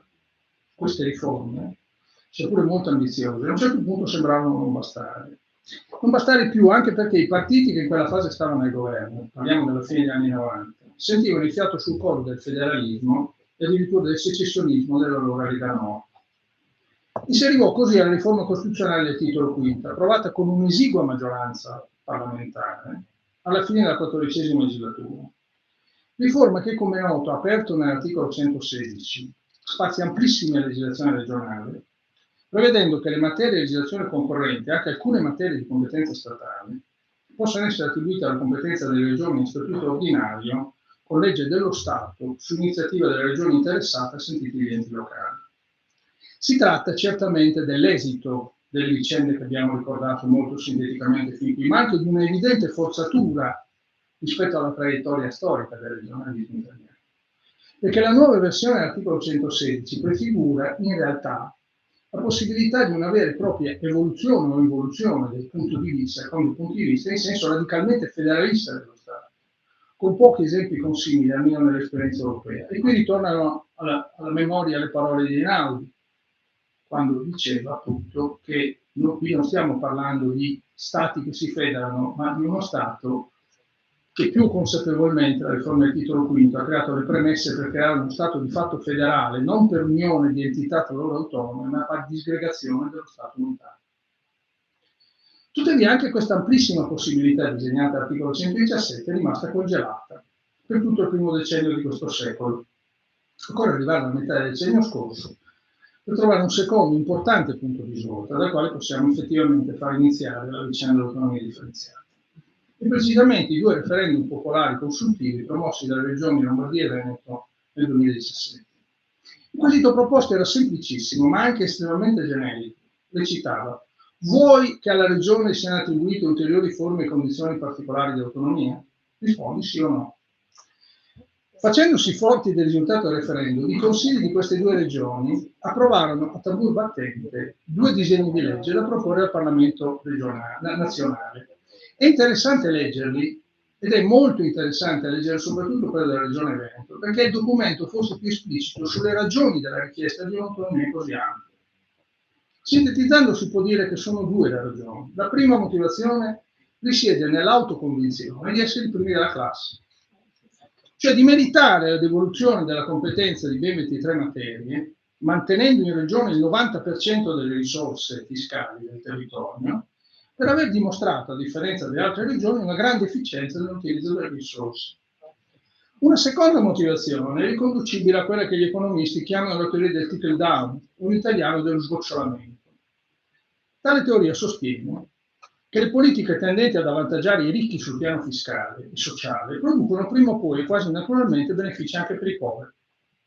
È esattamente questo che si legge nel documento applicato alle regioni, la tesi cioè secondo cui mantenere competenze e risorse in un territorio ad alta produttività finirebbe per determinare vantaggi per tutta la nazione. Si tratta di motivazioni che, al di là di ogni altra considerazione, sono quantomeno difficilmente dimostrabili, perché non esistono allo Stato studi o analisi in grado di suffragare questo assunto, mentre sono certamente dimostrabili gli svantaggi che una sorta di Brexit lombardo-veneta ed emiliana proietterebbe non soltanto sulla comunità nazionale, ma alla fine sulle stesse regioni devolutive, se non altro per la strettissima interdipendenza economica che lega tra loro le diverse aree del paese. Ed è facile comprendere che procedendo in questa direzione la scuola, la sanità e il welfare finirebbero presto per trasformarsi, ancora più di quanto già stia accadendo, da diritti di cittadinanza in privilegi riservati a chi se li può permettere. Passando attraverso le intese che le 3 regioni stipulavano, perché ci sono intese già fatte da prima con il governo Gentiloni e poi con il governo Conte, vale la pena andarsi a leggere, io non ho ovviamente tempo qui, ma vale la pena di leggersi, il primo governo Conte, cioè il governo 5 Stelle e Lega, ma che non approdarono all'esame del Parlamento, perché poi alla fine, nel caso del governo Gentiloni, furono stipulate alla fine della legislatura e il governo cadde, lo stesso accadde nel caso del governo Conte 1, e arriviamo così all'oggi, cioè al disegno di legge del ministro Calderoli, che come abbiamo visto non è appunto un fatto estemporaneo, ma è il prodotto di una lunga storia che porta i segni di un percorso politico fortemente evoluto nell'ultima fase, dalla tenace volontà di alcune regioni da una parte dello schieramento politico di destra, e che non è stato, a mio parere, adeguatamente contrastato dalle forze politiche della sinistra, per ragioni di varia natura. Pensiamo all'atteggiamento della regione Emilia-Romagna nella comunità. È la mia regione, quindi posso dire qualcosa. Il disegno di legge Calderoli, Meloni-Calderoli, è un documento abbastanza complesso, che, come si ricordava prima, si apre riaffermando i principi di unità giuridica ed economica, indivisibilità, autonomia, semplificazione delle procedure, accelerazione procedimentale, sburocratizzazione, cioè tutti quei principi che da almeno 70 anni rappresentano l'incipit di qualsiasi ben intenzionata, quanto spesso velitaria, riforma dello Stato e della pubblica amministrazione. Si tratta di affermazioni che sono però tutte pesantemente contraddette dalle modalità concrete che il disegno di legge indica nel percorso verso la concessione dell'autonomia, indebolendo e contraddicendo i principi enunciati all'inizio. Cioè è come una copertina di un libro all'interno del quale poi si dice esattamente il contrario di quello che sta scritto nella copertina. Ciò accade a partire dal procedimento, e qui comincio a rispondere alle domande che mi sono state fatte, ciò accade a partire dal procedimento di approvazione delle intese, che è tutto giocato in un negoziato bilaterale tra il governo e la singola regione, con un intervento soltanto consultivo sia della conferenza unificata Stato-Regioni che di competenti organi parlamentari, cioè del potere legislativo, escludendo di fatto ogni discussione o intervento che con potere decisionale, e quindi non soltanto consultivo, integri o corregga un atto di così grande rilievo per la vita dell'intera comunità nazionale, non soltanto della singola regione. Alla fine l'intervento del Parlamento potrà consistere in un'approvazione a scatola chiusa o in una bocciatura delle intese, dipendendo di fatto non da un dibattito ampio, ma dal puntuale quanto passivo sostegno della maggioranza di governo. Considerazioni analoghe si possono fare per quanto riguarda un tema su cui varrebbe la pena di approfondire di più, ma la determinazione dei livelli essenziali delle prestazioni. Tutto il meccanismo delineato dalla legge sequestra la definizione dei LEP in una dimensione minimale amministrativa, fotografando fabbisogni e costi standard e cristallizzando in realtà i divari già esistenti sul territorio nazionale. Il resto del disegno di legge si inserisce completa questa logica, la logica finora descritta. Perché naturalmente per consentire alle regioni di adempiere alle moltissime funzioni che verrebbero loro attribuite, o che vogliono che vengano loro attribuite, sarà necessario trasferire loro moltissimo personale, molte strutture, molte risorse, dice la legge, attraverso la compartecipazione al gettito di uno o più tributi erariali maturati sul territorio generale. Ma si tratterebbe di un esodo imponente se si pensa alle 23 richieste, materie richieste dalla Regione Veneto, ma anche alle 16 richieste dalla Regione Emilia-Romagna. Ebbene, questa cruciale partita dovrebbe essere giocata, secondo il progetto Calderoni, ancora una volta in un rapporto biunivoco tra lo Stato e la singola regione. Tutto questo è previsto che avvenga in base all'articolo 8 del disegno di legge, rispettando la consueta ossessiva formula dell'esclusione di nuovi o maggiori oneri a carico della finanza pubblica, cioè senza nuovi stanziamenti. Sicché resta da chiedersi il senso di quanto scritto nell'articolo 9, il quale confusamente prevede che si attivino misure di perequazione e di promozione dello sviluppo economico, della coesione e della solidarietà sociale. Come si fa a fare questo se non vengono stanziate ulteriori risorse e si fotografano semplicemente le risorse esistenti? Questi sono riassunti in breve, ma se volete poi li approfondiamo, i contenuti del disegno di legge che si appresta a compiere il suo iter davanti al Parlamento. È un disegno di legge, a mio avviso, profondamente sbagliato, e per diversi motivi.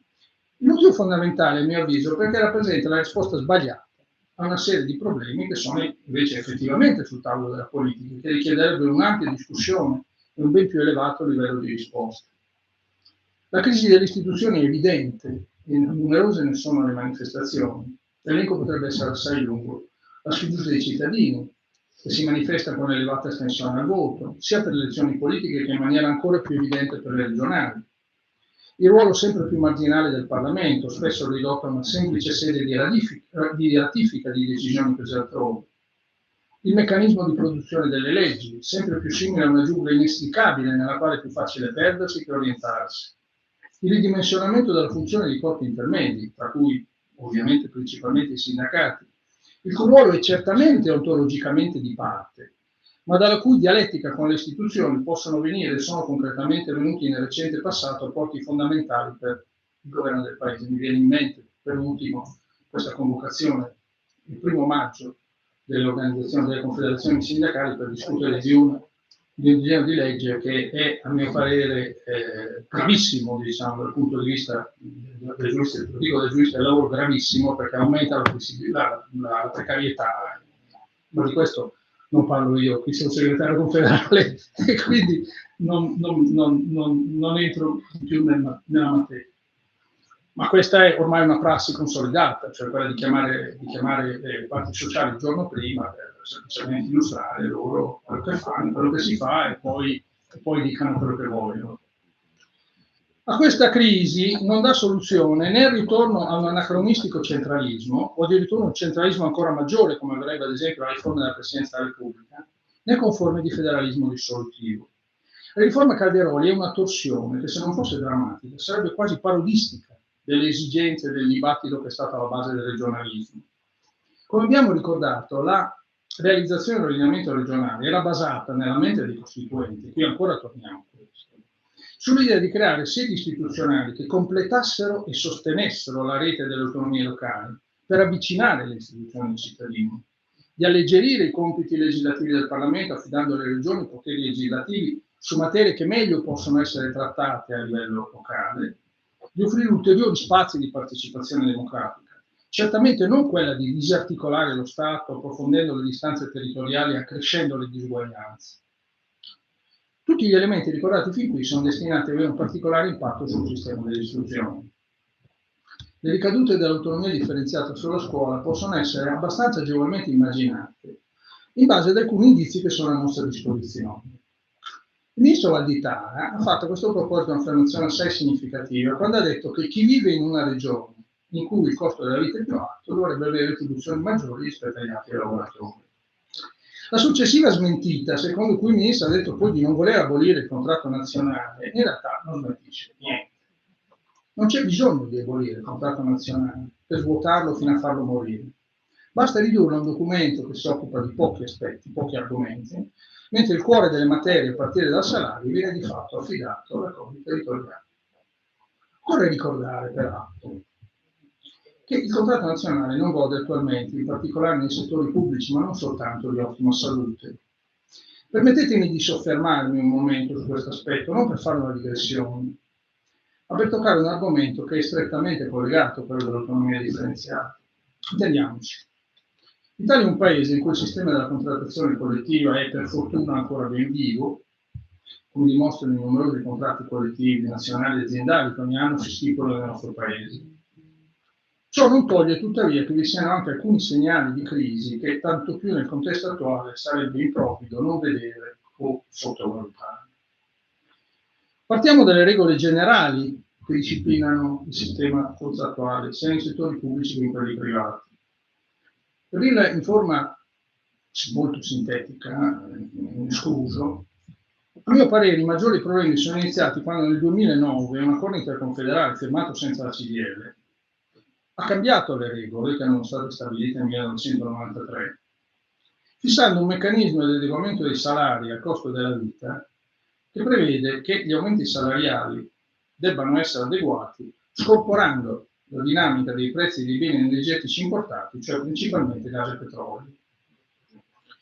L'insieme di questo fatto e di un altro fatto, cioè la triennalizzazione dei contratti, precedentemente, come sapete, erano quadriennali per la parte normativa e biennali per la parte economica, cioè l'allungamento dell'intervallo degli adeguamenti da 2 anni, come era prima un triennio, e la desensibilizzazione dell'indicatore che dovrebbe governare l'adeguamento stesso, prima c'era il tasso di inflazione programmata, oggi c'è l'ICA, è stata, insieme ovviamente a numerosi fattori macroeconomici, ai comportamenti dilatori dei governi e dei datori di lavoro e a una legislazione che ha moltiplicato le forme di lavoro precario, che continua a farlo e anzi le approfondisce ancora di più, è stato uno dei fattori della crisi, a mio avviso, del sistema contrattuale nel nostro paese. Nei settori privati c'è poi un ulteriore fattore di crisi, ed è quello dell'esistenza di numerosi contratti pirata, cioè stipulati al solo scopo di evadere al ribasso le norme previste dai contratti stipulati dalle organizzazioni più rappresentative. Quest'ultimo tema non riguarda per fortuna il settore pubblico, dove, come è noto, il problema della rappresentatività è stato da tempo felicemente risolto. Qui sono tuttavia problemi che, se da un lato coincidono con quelli del settore privato, hanno però una loro forte specificità. La stipulazione dei contratti dipende nel settore pubblico dalle risorse che vengono collocate nelle leggi di bilancio. Ebbene, come tutti sappiamo, a seguito del blocco deciso dal governo Berlusconi e poi confermato dai governi successivi, tali risorse non sono state stanziate per un intero decennio, dal 2009 al 2017. e negli anni successivi tutti i governi che si sono succeduti le hanno stanziate con il contagocce, in misura tale da compensare forse l'inflazione negli anni in cui essa si era assestata a livelli bassissimi, ma certo non per recuperare il potere d'acquisto perso durante il decennio di congelamento dei contratti, e tantomeno per tutelare i salari quando l'inflazione ha avuto un'impennata, come nel periodo attuale. Ma i problemi della contrattazione nel settore pubblico non riguardano soltanto la materia retributiva. La riforma voluta dal ministro Brunetta nel 2009, modificando il testo unico sul pubblico impiego del 2001, ha escluso dalla contrattazione collettiva le materie attinenti all'organizzazione degli uffici. Ebbene, su questo si è consolidata una tendenza, voluta fortemente dalla parte pubblica, che ha di fatto limitato la discrezionalità del contratto nazionale, riducendo la possibilità di rinviare alla contrattazione di secondo livello poco più che le materie attinenti alla retribuzione. Infine, sono ormai numerosi gli episodi di invasione di campo della legge in materie che lo stesso testo unico del 2001 affidava alla contrattazione collettiva. Intromissioni che si sono fatte molto frequenti proprio nel comparto dell'istruzione e ricerca, sul quale si esercitano in modo particolare le capacità creative, chiamiamole così, dei governi e dei ministri di turno. Ricordiamo l'intromissione contenuta nella legge 107 del 2015, la cosiddetta buona scuola, che come sappiamo prevedeva che il dirigente scolastico potesse assegnare un bonus salariale a docenti da lui annualmente identificati.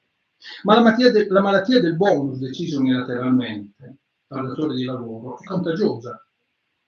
Così, 7 anni dopo, è stata la volta del governo Draghi a inserire nella legge numero 79 del 2022, con quella che ormai è diventata una giustificazione tuttofare, cioè la giustificazione di adempiere alle regole del TNR, e ha introdotto un ulteriore bonus una tantum, questa volta collegata alla frequenza di una lunghissima serie di corsi di formazione. Adesso poi è la volta del tutto dell'orientatore, figure alle quali spetterà una maggiorazione salariale, nella quale resterà la contrattazione di secondo livello, almeno così pare, soltanto il compito di fissare una cifra in un ristretto range predeterminato dalla legge.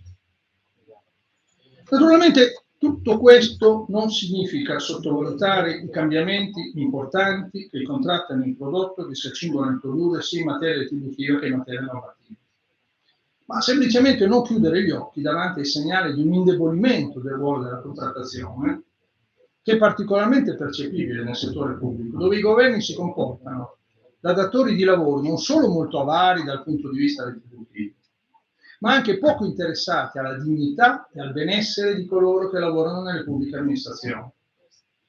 Lo scopo che non solo i lavoratori e i sindacati, ma gli stessi datori di lavoro dovrebbero avere se fossero lungimiranti, non lo sono, sarebbe invece quello di invertire la rotta, rafforzando il ruolo del contratto nazionale come presidio non soltanto sul terreno salariale, ma su quello delle norme, dei diritti e dunque della qualità stessa dei servizi erogati.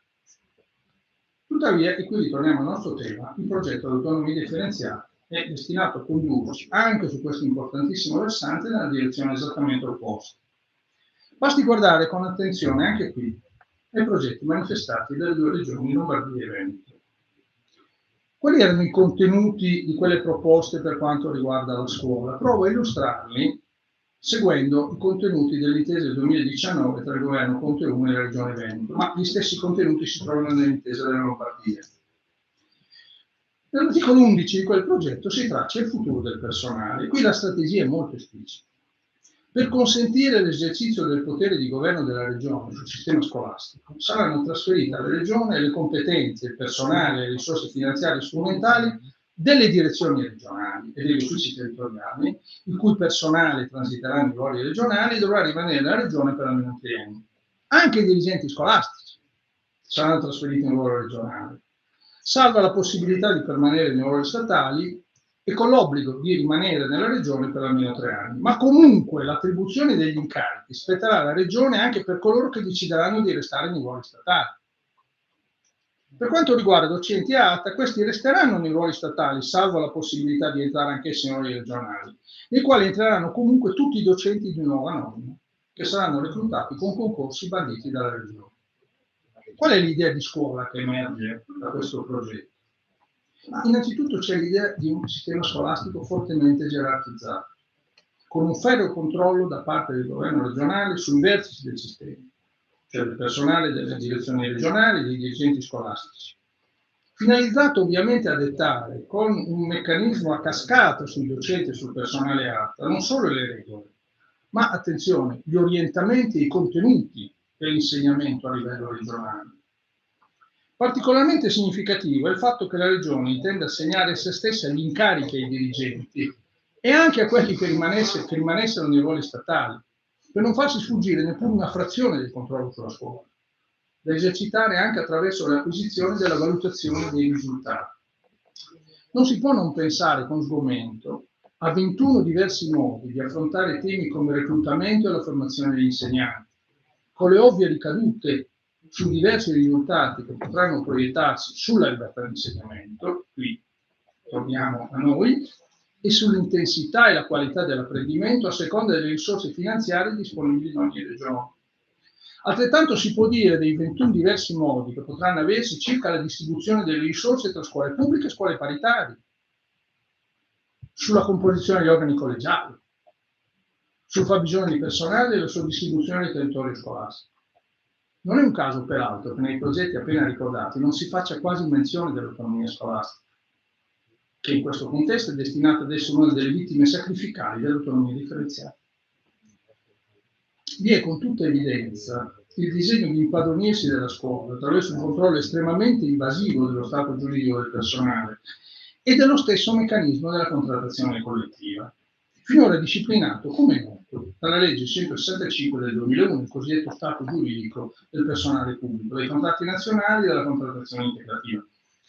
Chi mi sta ascoltando conosce bene quali sono le regole che disciplinano il funzionamento del sistema contrattuale nel pubblico impiego e non nella scuola. C'è il contratto nazionale di comparto, di area per quanto riguarda i dirigenti, che disciplina numerosi aspetti del rapporto di lavoro e che a sua volta rinvia i livelli della cosiddetta contrattazione integrativa, alcune materie espressamente, tassativamente previste dal contratto nazionale.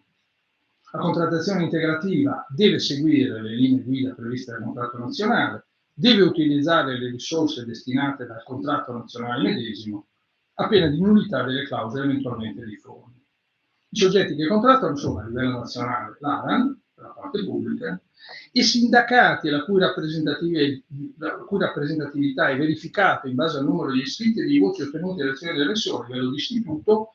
Le stesse RSU e le rappresentanze territoriali dei sindacati firmatari del contratto sono i soggetti contrattuali di fronte al dirigente scolastico. Ciò consente di avere non soltanto contratti che siano sottoscritti da organizzazioni rappresentative almeno della maggioranza dei lavoratori, ma anche di avere contratti che garantiscono la parità di trattamento per lavori che hanno gli stessi contenuti e richiedono la stessa professionalità, quale che sia la zona del paese nella quale vengono temporaneamente svolti, sia pure con le diversificazioni che lo stesso contratto collettivo nazionale ritiene di dover inviare alla contrattazione integrativa, che sono basati su oggettive differenze esistenti sia a livello territoriale che di istituzione scolastica. I progetti Lombardo e Veneto vanno però in tutt'altra direzione. Leggendo il testo si può ricavarne infatti che le materie sulle quali verrebbe mantenuto il rispetto del contratto nazionale sarebbero gli stipendi tabellari e il sistema delle qualifiche, mentre tutto il resto potrebbe essere oggetto di una contrattazione che viene definita integrativa, ma che di integrativa avrebbe ben poco. Mi si aprono dunque diversi interrogativi. Il principale riguarda quale sarebbe il ruolo del contratto nazionale, visto che la contrattazione regionale, che potrebbe estendersi praticamente su tutti gli aspetti salariali e normativi, sarebbe gestita per la parte pubblica da soggetti che non appartengono più all'amministrazione dello Stato, ma rispondono a logiche diverse regione per regione e possono contare su risorse che in alcuni casi possono essere ben superiori a quelle stanziate dalla legge di bilancio, considerato che le regioni trattengono per sé una parte largamente maggioritaria del gettito fiscale.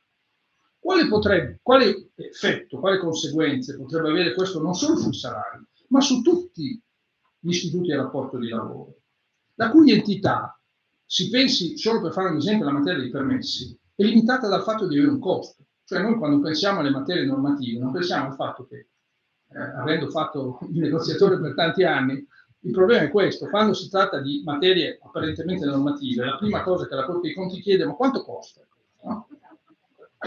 Lo scenario più probabile sarebbe quello di lavoratori che operano in regioni nelle quali il contratto sarebbe soltanto una base minimale, dalla quale la contrattazione regionale potrebbe discostarsi, alzando i livelli delle prestazioni, e altri lavoratori che, svolgendo le stesse mansioni, magari con impegni e carichi di lavoro anche maggiori, dovrebbero accontentarsi dei livelli base contenuti nel contratto nazionale. Chi sarebbero i negoziatori?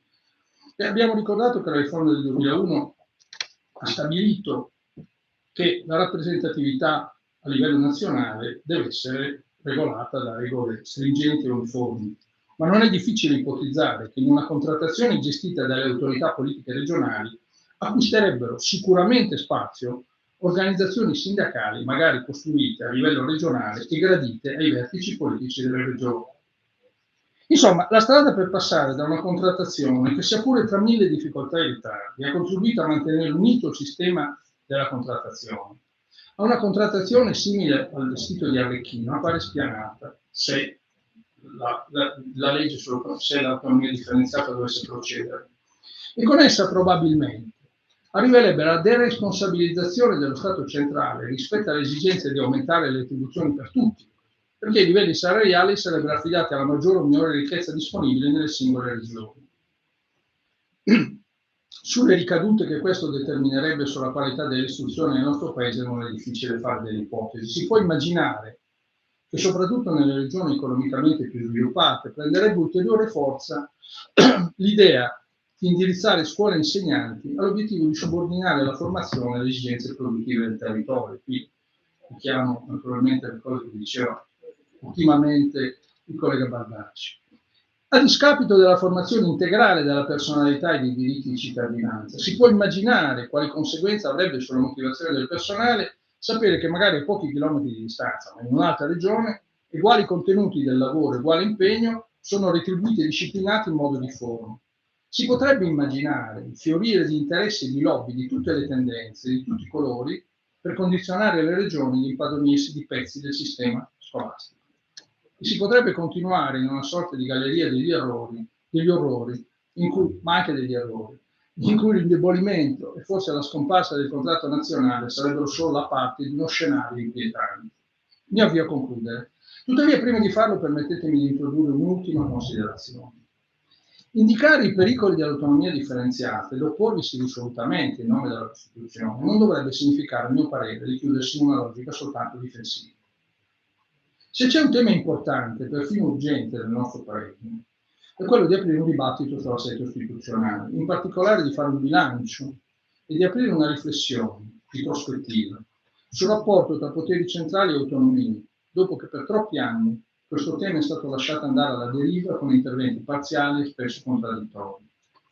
Il nostro è un paese in cui si sono abolite le province lasciandole però in vita non quasi prive di risorse, in cui si è varata una legge elettorale che avrebbe dovuto valorizzare il ruolo dei comuni, salvo poi paralizzarli con altre leggi che impediscono loro di utilizzare al meglio le risorse, in cui le stesse autonomie regionali che avrebbero dovuto rafforzare la democrazia e avvicinare lo Stato ai cittadini hanno spesso accresciuto e non semplificato il tasso di complessità burocratica già esistente, sommando il centralismo regionale a un centralismo statale che è rimasto sostanzialmente immutato. Sono questi soltanto alcuni dei problemi che presenta oggi il sistema istituzionale del nostro Paese. Il fatto che i governi degli anni più recenti non abbiano scelto di considerare prioritario misurarsi con uno spazio alto e ampio di riflessione, che contribuirebbe a dare un respiro e una prospettiva ben diversa all'azione di governo, ma continuano invece a concentrare gli sforzi principalmente sul tema dell'autonomia differenziata, è uno dei paradossi di una fase politica in cui una parte della destra appare in grado di dettare le priorità dell'agenda ben oltre il succedersi delle maggioranze e delle composizioni governative. Se questo è un segno dell'impoverimento e perfino dell'imbarbarimento del nostro sistema politico, il compito di Crodus X Alta di oggi è quello di opporsi risolutamente al disegno dell'autonomia differenziata, sapendo però che questo è un passaggio necessario per la costruzione di un assetto istituzionale efficiente e moderno, dimostrando così di aver ascoltato e soprattutto compreso la lezione dei padri della nostra Costituzione.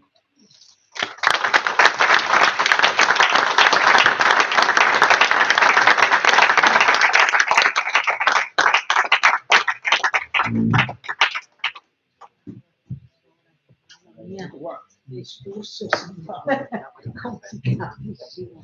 Grazie davvero, professore. Allora, ovviamente abbiamo compreso come il nostro contratto di lavoro di riferimento sia in uno stato, come di pericolo. E quindi adesso è inutile che vi presenti Tiziana e Cristian, componente della segreteria confederale, ma noi abbiamo vissuto fin dall'inizio quello che è stato il risultato, e abbiamo anche anticipato attraverso nostre osservazioni, comunicato e comunicati vari per contrastare quella che era e che poi insomma quello che è un progetto politico. Lo abbiamo fatto qui in Veneto più che in altre regioni, ritengo, con il risultato poi di un referendum del 2017 che, pur non avendo alcun valore dal punto di vista giuridico, ha sicuramente rafforzato dal punto di vista politico il presidente Zaia, nonché tutti gli elettori, che in quel caso sono stati 2.327.000, mi pare, e su 3.728.000 quelli chiamati al voto nelle ultime elezioni del 2022. Quindi voglio dire, ovviamente noi viviamo una crisi delle istituzioni, i cittadini sempre meno vanno a votare, la nostra funzione è stata ridimensionata e qualche volta messa anche in angolo, ci troviamo di fronte a un assessore come l'assessore Donazzan, che non fa solo le esternazioni al 25 aprile, ma noi le viviamo un po' tutto l'anno, e sarà la persona di riferimento nel caso dovessimo veramente discutere di quello che prospettava quel pericolo il professor Ricciardi.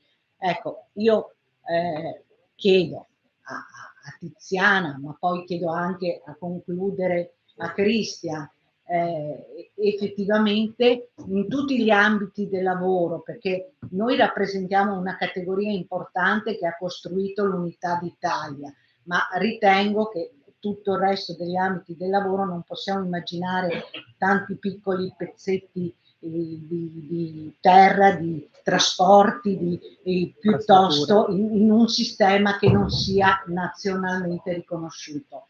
E quindi è chiaro che le risorse fanno gola, i 3 miliardi dell'istruzione fanno gola, penso all'assessore e alla Regione Veneto, appunto. E quindi comprendere effettivamente poi come tutto questo si traduce e in che termini il contratto, cosa rimarrebbe del contratto, anche se, come dice il professor Ricciardi, rimangono alcuni riferimenti, ma poi il resto sarebbe svuotato. Lascio la parola a Tiziana, con la quale abbiamo vissuto, e a Cristian, che fin da subito, possiamo dire, abbiamo prese. Voglio solo aggiungere una cosa, e permettetemi, perché questo devo farlo pure. Allora, noi come FLC abbiamo messo in campo di tutto e di più. Abbiamo fatto e avviato anche una raccolta firme, che oggi il segretario ha detto, qualora avessero dei modelli cartacei da trasferire all'FLC nazionale.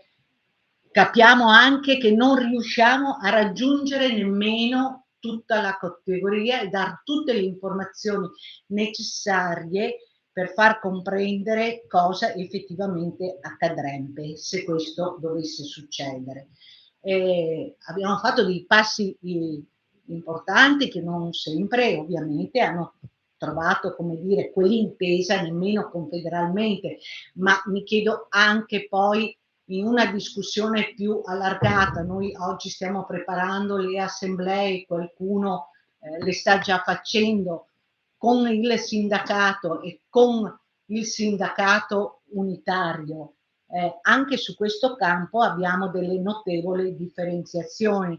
Allora, come ci poniamo di fronte a tutto ciò? Proseguiamo nel nostro cammino e tentiamo di spostare e di trovare un equilibrio che ci avvicini in qualche misura o restiamo appunto fermi nelle nostre convinzioni che sono state quelle fin dall'inizio? Grazie. Grazie Marta, ringrazio molto i professori.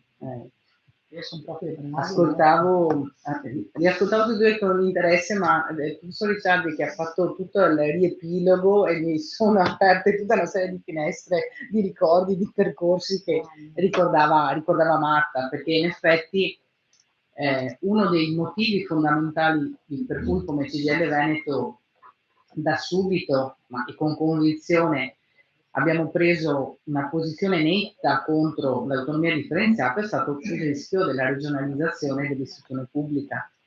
Ed è stato, come ricordava Marta, anche tema di molti approfondimenti di solitudine, bisogna ricordare. Quali sono gli intendimenti del Veneto? Appunto, i professori sono stati bravissimi, li ringrazio. Io vi parlo di vita vissuta, la dico così. Quali sono gli intendimenti che in Veneto ci sono? Per noi sono chiari.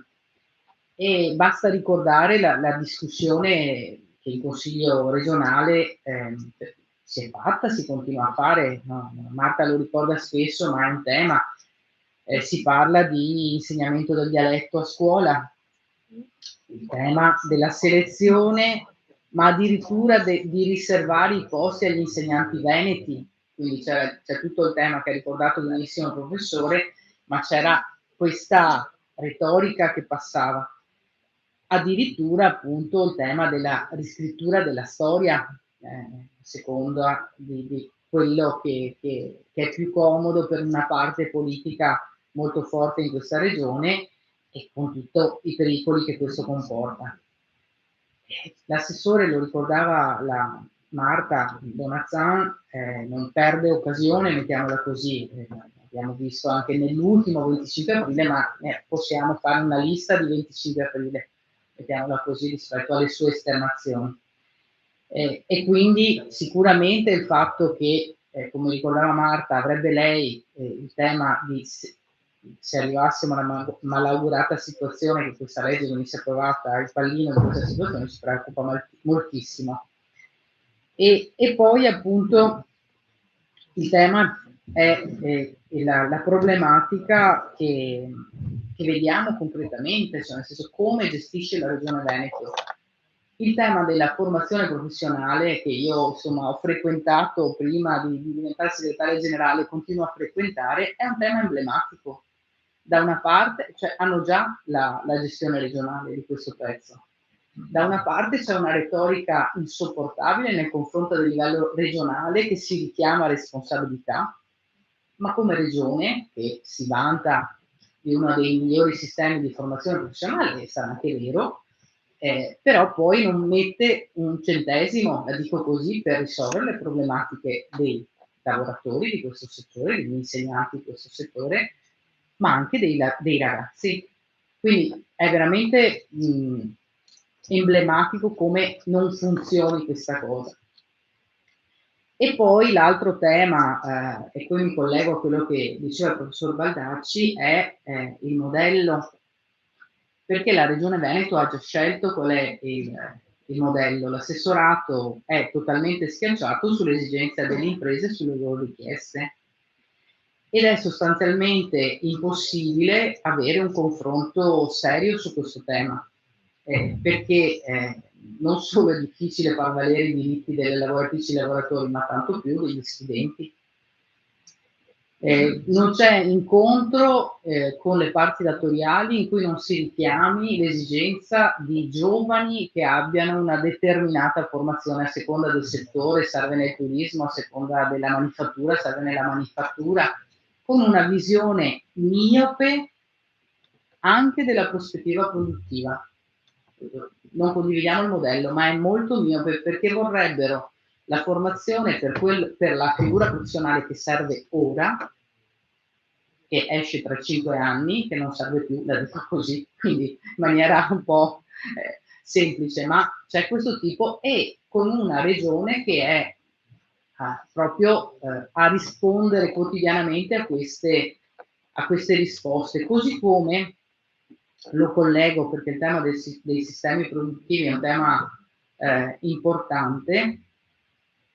Non c'è una visione che colleghi poi il tema della formazione continua dei lavoratori, che è sempre in capo allo stesso assessore, e che non solo si renda conto che non ci sono giovani per rispondere a tutte le esigenze che vorrebbero, perché il dato demografico è un dato oggettivo e quindi voglio dire quello è, ma nella riqualificazione che invece si potrebbe fare di molto personale non c'è una visione che abbia un respiro oltre all'oggi e al minuto insomma, che non guarda oltre, a traguardare oltre l'immediato. Questa visione corta appunto anche delle imprese, perché riguarda molto le imprese, le porta anche, sempre collegato al tema dell'autonomia, ricordo che la CGIL è stata l'unica associazione di rappresentanza che in Veneto si è posta in maniera contraria all'autonomia. Tutte le altre, tutte, adesso c'è una discussione leggermente diversa, ma in quel momento tutte si sono pronunciate per il sì. Dicevo che è una visione corta perché è come se pensare, no, che le regioni più produttive del paese possano decollare senza in un sistema staccato dalle altre, no? Quindi anche dal punto di vista produttivo. E non guardano alla nostra regione, che fondamentalmente è conto terzista di un'altra parte del mondo, che è la Germania, di un'altra parte dell'Europa, di fatto è conto terzista, e se questo ragionamento valesse, no, per ognuno, sarebbero morte domani, così come il tema che è vero che ci sono molte esportazioni, il dato delle esportazioni in Veneto è un dato importante, ma grandissima parte della nostra produzione lavora per la domanda interna. Che cosa produrrebbe un ulteriore impoverimento di alcune parti del paese questo tipo di scelta? Ho fatto degli esempi concreti perché appunto la nostra motivazione al no è chiara, tiene dentro tante cose, ma per spiegarla alle persone che molto spesso invece hanno votato, bisogna poi entrare nella concretezza della loro condizione materiale, di quello che succederebbe a loro. E perché di retorica ce n'è stata tanta, basta pensare che appunto il referendum è stato ottenuto il 22 ottobre del 2017, Zaia diceva 151 anni dopo al plebiscito con cui il Veneto invece appunto si era unito all'Italia, no? Quindi anche simbolicamente si era data una data simbolica. E il tema del tempo ha sicuramente cambiato, e ascoltando il professor Ricciardi pensavo a come è cambiata anche in parte la retorica della Regione Veneto. Di residuo fiscale si parla meno, anche se adesso sembra tornare, diciamo, da un altro lato, però per un periodo si è parlato solo di quello, poi improvvisamente questa cosa è sparita dalla discussione. E l'altro tema della richiesta di tutte le 23 materie, l'unica regione che ha fatto questa scelta, è un altro tema pesante, però anche che rappresenta bene la nostra regione, che è quello di una retorica dell'efficienza che non esiste. Perché, lo dicevo sulla formazione professionale, dove le difficoltà le viviamo, potremmo parlare della sanità, potremmo parlare sì, l'esperienza delle banche venete, potremmo parlare di tantissime altre cose per dire che non è così, cioè non è il tema, non riescono a far bene neanche dove hanno già autonomia, e questo è un tema importante e che è un mito da sfatare anche nei confronti delle persone che rappresentiamo e che purtroppo stanno vivendo sulla propria pelle queste difficoltà in realtà, e bisogna far ritornare anche a responsabilità regionali e non solo statali, perché poi è questo quello che continua a girare. Una retorica, vi faccio un esempio, tema del PNRR, non funziona niente, attualmente è con la stessa compagine al governo, non funziona niente a livello statale. Se avessimo le risorse noi saremmo bravissime, le gestiremo direttamente, ma siccome i progetti sono nazionali non funziona assolutamente nulla. Questo è uno degli esempi che abbiamo. Così come, lo ricordava ancora il professor Ricciardi, il tema di un centralismo regionale che ha appesantito e che ha creato ulteriori difficoltà ai cittadini che invece dovrebbero trovare negli enti locali maggiori risposte e valorizzazione degli enti locali, cosa che invece anche in Regione Veneto appunto si accentra moltissimo a livello regionale, complicando poi quello che è la vita delle persone. Dicevo, non va tutto bene, no? Perché poi alla fine è una delle cose con cui nella relazione con la regione diventa complicato, no? Per cui sembra sempre che la CGIL è quella ipercritica, che non va bene niente, però provate a pensare all'inquinamento che nella nostra regione viviamo, suolo, acqua, aria, ma al tema della salute e sicurezza su cui la regione ha gran parte di autonomia e su cui noi abbiamo il dato peggiore d'Italia. Siamo purtroppo anche in questi primi mesi con un dato molto negativo sui morti sul lavoro, sono in aumento rispetto all'anno scorso che era già stato un anno tragico per il Veneto. E così come avremo molto da dire sugli investimenti pubblici e privati, per esempio sull'innovazione, o insomma, di questi giorni sulla stampa il tema della sentenza definitiva della Cassazione per chi ha fatto rito abrogato su Eraclea, quindi infiltrazioni mafiose, ma abbiamo molti processi aperti su questo tema, con la negazione per tantissimo tempo di un problema radicato e ormai endemico anche nella nostra regione rispetto a fenomeni, diciamo, estemporanei.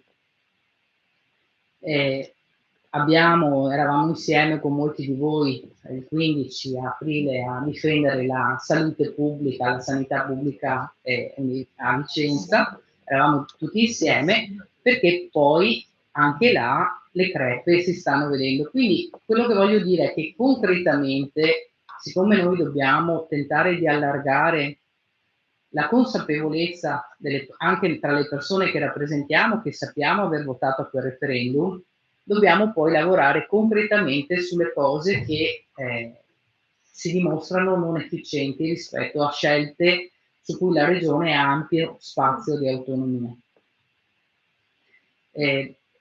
Non vi rubo altro tempo perché voglio lasciare lo spazio a Cristian che ci farà poi il quadro generale e anche delle iniziative nazionali.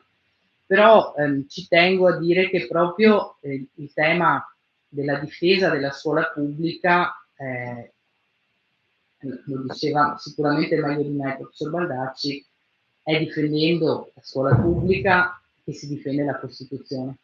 Quindi da là dobbiamo partire i valori di unità e solidarietà e che tra le persone ma anche tra i territori, perché altrimenti andiamo a perdere quelli che sono gli obiettivi fondamentali.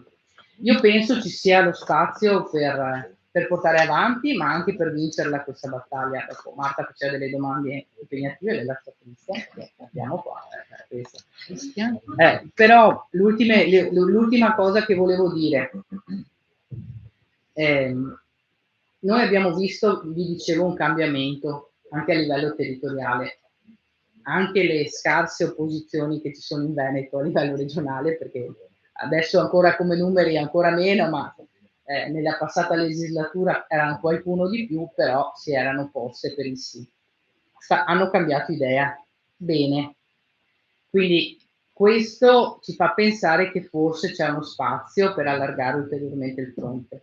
E quindi da questo punto di vista anche in Veneto faremo un'iniziativa importante. L'avevamo programmata per il 5 maggio, ma a fronte della mobilitazione nazionale che coinvolge il centro, il nord e il sud, quindi per noi è il 13 maggio, l'abbiamo spostata. È un'iniziativa che facciamo assieme, come abbiamo iniziato, abbiamo fatto una primissima iniziativa con la Lombardia, oggi la facciamo anche assieme all'Emilia Romagna, quindi la CGL del Veneto, della Lombardia e dell'Emilia Romagna faranno, ce l'abbiamo fatta, la faremo insomma speriamo entro fine maggio, appena avremo la data, ma perché pensiamo sia importante tenere molta attenzione su questo argomento proprio per far comprendere, come diceva Marta, alle persone, ed è una fatica, quali sono i rischi e qual è la nostra posizione. Grazie. Grazie Tiziana.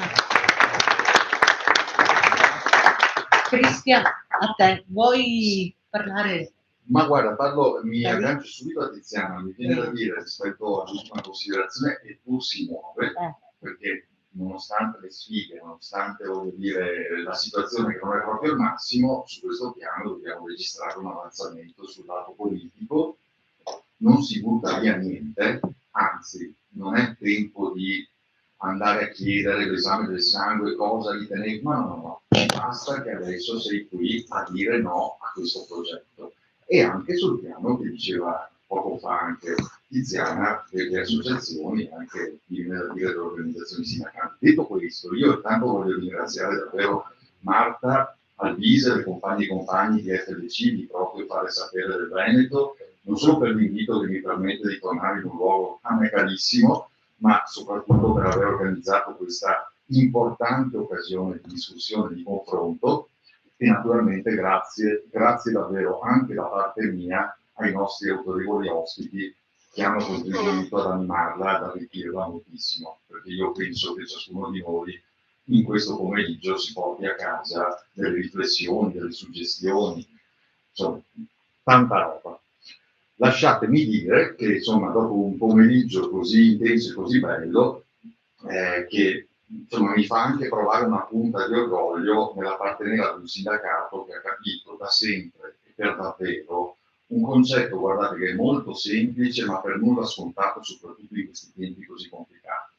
Ossia che quando si parla di scuola non si parla mai solo, tra virgolette, semplicemente di scuola, perché dall'idea di istruzione che si coltiva, che si porta avanti, dipende l'idea stessa di società che si vuole realizzare.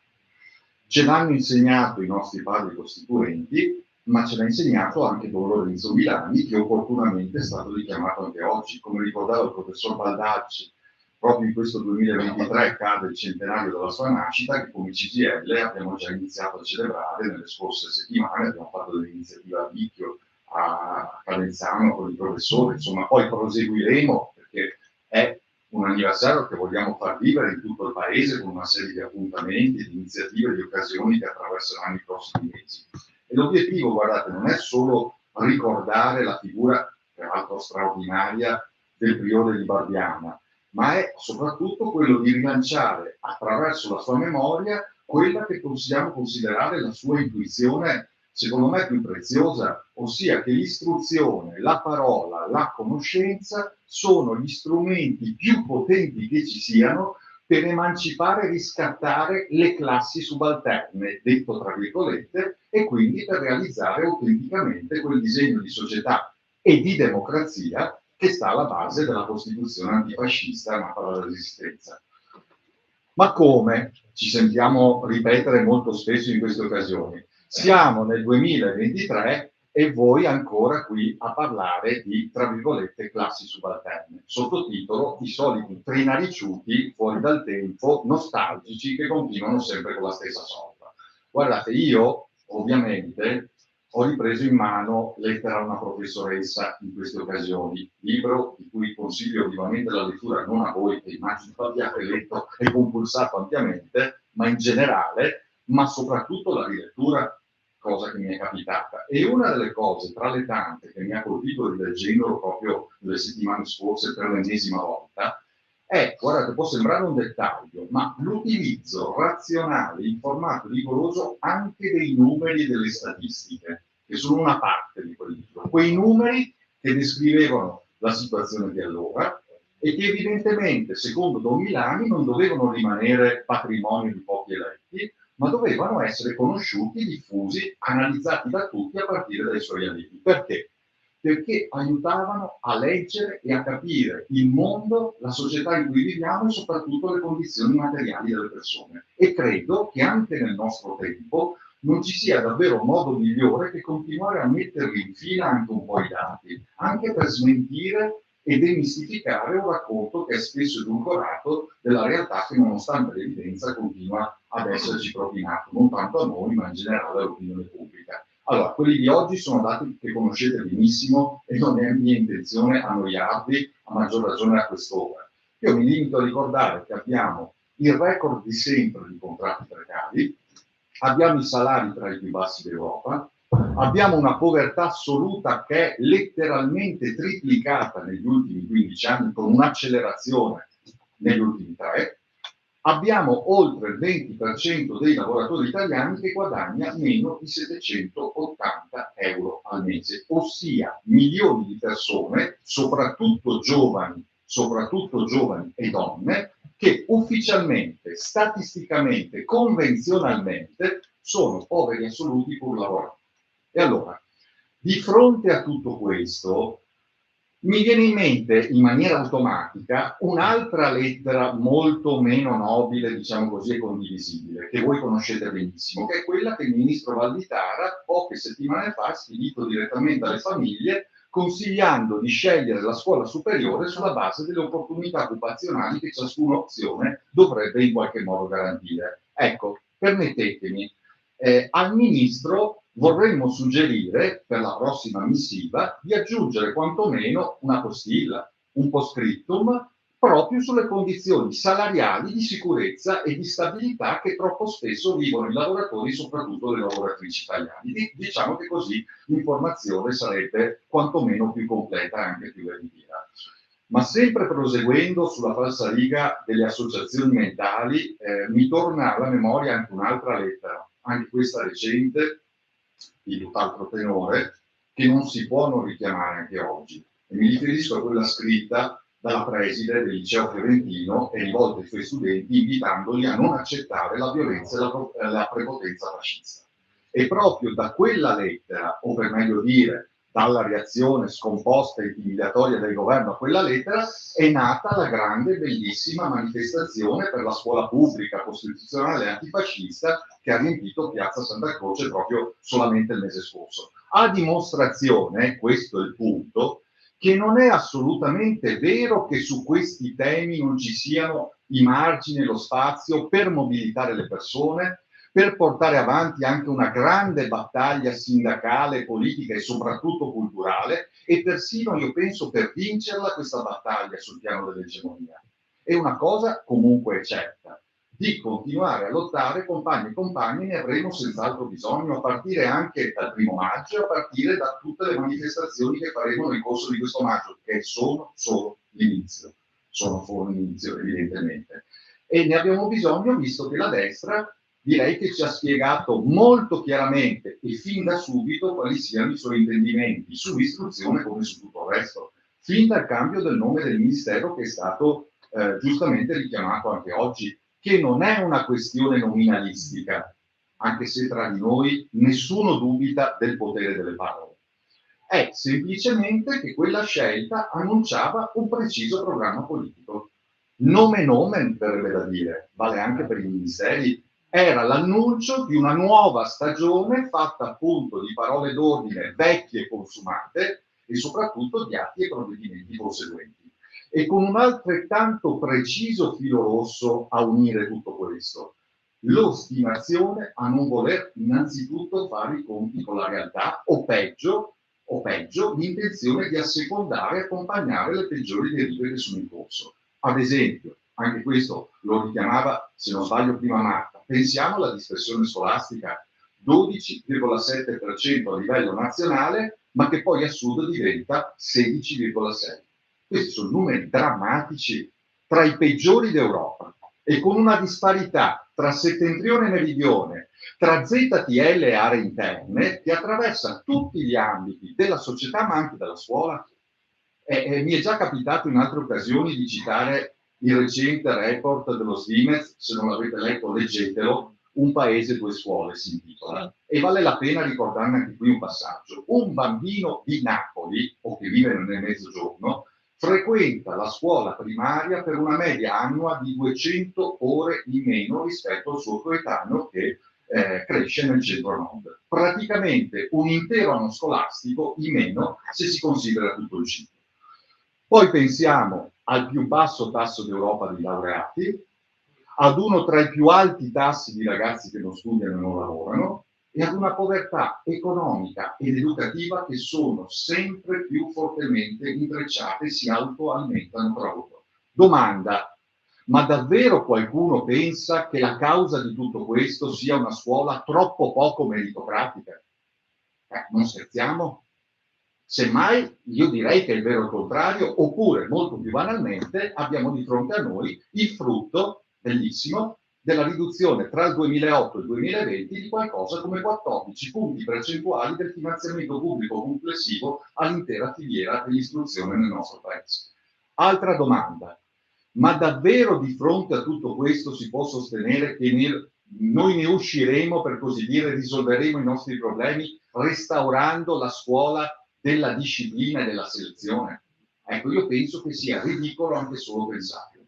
Allora, la verità è che sia il livello delle disuguaglianze in generale, sia le disparità che in particolare si sono raggiunte in un ambito cruciale come l'istruzione, per chi è oggi al potere a Palazzo Chigi, non rappresentano affatto un problema.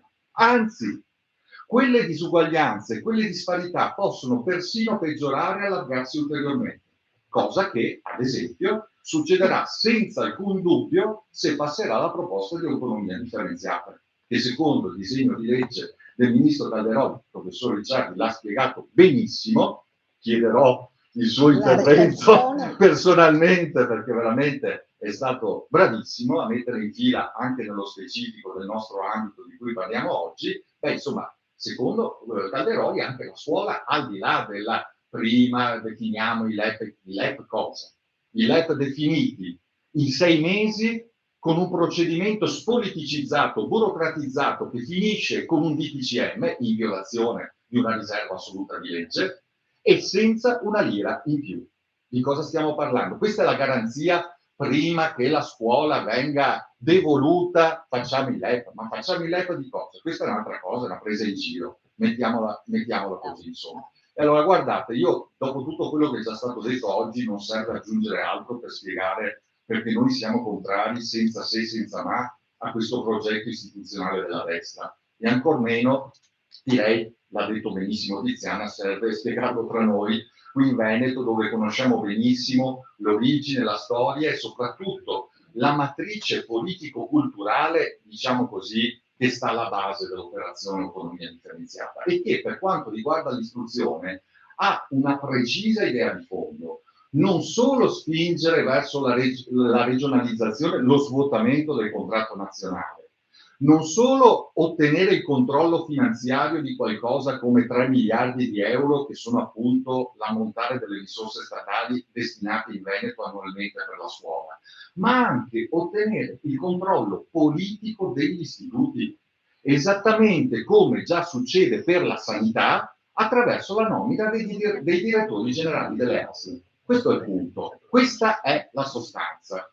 E non è che siamo noi che esageriamo o che facciamo allarmismo. Veniva detto bene prima, sono gli stessi esponenti di governo, ad esempio, a teorizzare e parlare apertamente di gabbie salariali, come ricordava il professor Ricciardi, con la prospettiva brillante e straordinaria che chi insegna in una scuola difficile, in un contesto complicato della Campania, della Calabria o della Sicilia, avrebbe un salario inferiore rispetto a chi lo fa in contesti quantomeno meno complicati di quelli. Nel frattempo, mentre si chiacchiera in libertà come se si fosse al bar e non a Palazzo Chigi, si lascia tranquillamente che l'inflazione a doppia cifra si mangi 1 se non 2 stipendi di tutti gli insegnanti, da Bolzano fino a Palermo, che già oggi sono i meno pagati d'Europa. Allora, guardate, per quanto ci riguarda, come noto, noi da tempi non sospetti, e qui in Veneto lo rivendichiamo collettivamente, non ci siamo fatti illudere o abbagliare mai, abbiamo fatto una battaglia, come diceva Tiziana, complicata, solitaria, Ma oggi ci troviamo, come dicevo all'inizio, con più gente, con più realtà, con più soggetti, e ne siamo felici, perché questa battaglia noi la vogliamo vincere, e io penso che la possiamo vincere questa battaglia qui, se la portiamo avanti con convinzione. Insomma, noi questa battaglia l'abbiamo portata avanti contro il rischio di rottura dell'unità nazionale, di cui peraltro proprio la scuola e il contratto nazionale rappresentano due colonne portanti, e non a caso sono oggetto di attacco da molto tempo a questa parte, e abbiamo tutta intenzione anche nelle prossime settimane, al di là del fatto che non siamo riusciti a inserirla nella piattaforma unitaria di CGIL e CGIL, perché la CISL non l'ha voluta, questo è il punto. Però attenzione, la UIL è stata lei, che insomma non ha preso una posizione così decisa in questi anni. Beh, oggi la UIL dice no, senza se e senza ma. Questo per dire davvero, guardiamo anche con ottimismo della volontà questa partita qua, e a prescindere dagli strumenti, dai percorsi che ciascuno ha fatto. E voglio anche dire che nella prosecuzione di questa battaglia noi vogliamo mettere la scuola al centro della nostra opposizione sociale a questo progetto regressivo, anche nella convinzione che mettendo al centro la scuola noi possiamo in qualche modo parlare alle persone normali, perché di questo abbiamo bisogno, e anche allargare il fronte di chi si impegnerà almeno affinché l'istruzione rimanga di esclusiva competenza statale.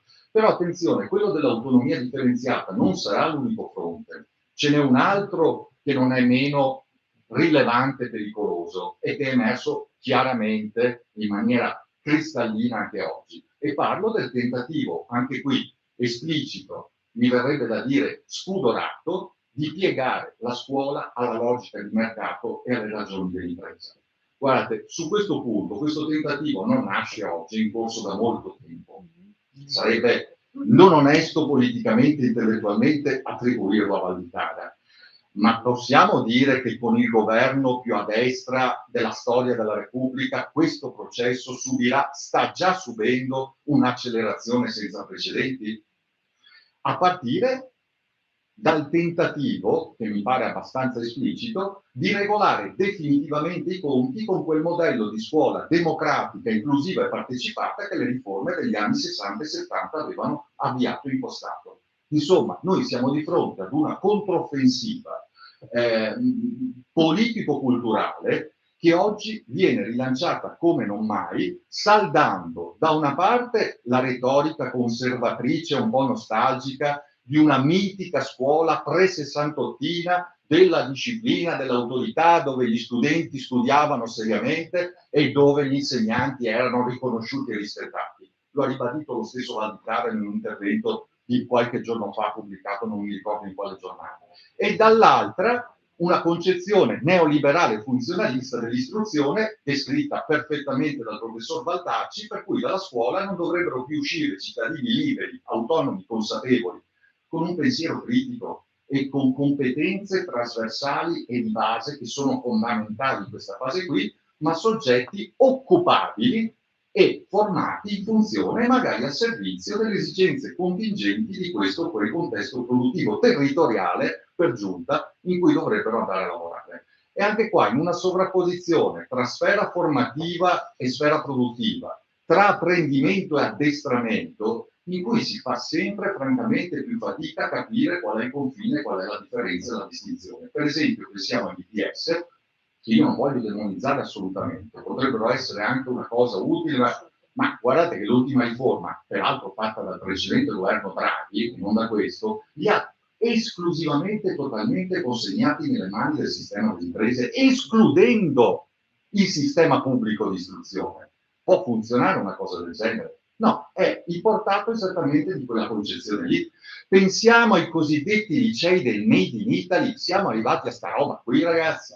Cioè, annunciati in pompa magna, con tanto di grado alcolico, al Vinitali a Verona, dalla Presidente del Consiglio, mi pare che non c'era miglior contesto per parlare di una roba che non sta né in cielo né in terra. Se volessimo liquidare tutto questo con una battuta, potremmo dire che alla scuola della Confindustria presto si aggiungerà anche la scuola della Coldiretti, della Confcommercio, della Federalberghi, della Confartigianato e chi più ne ha più ne metta. Ma insomma, al di là degli scherzi e anche al di là della filosofia e dell'idea del ruolo dell'istruzione, che è questione che ovviamente per noi è già di per sé dirimente, il punto politico è che oltretutto non è certo così che noi possiamo affrontare le sfide epocali che abbiamo di fronte, insomma, la rivoluzione tecnologica, la transizione energetica, la conversione ecologica del nostro, non solo sistema produttivo, della nostra vita, della nostra società, del nostro modello di sviluppo. Non ce la fai con questa roba qui.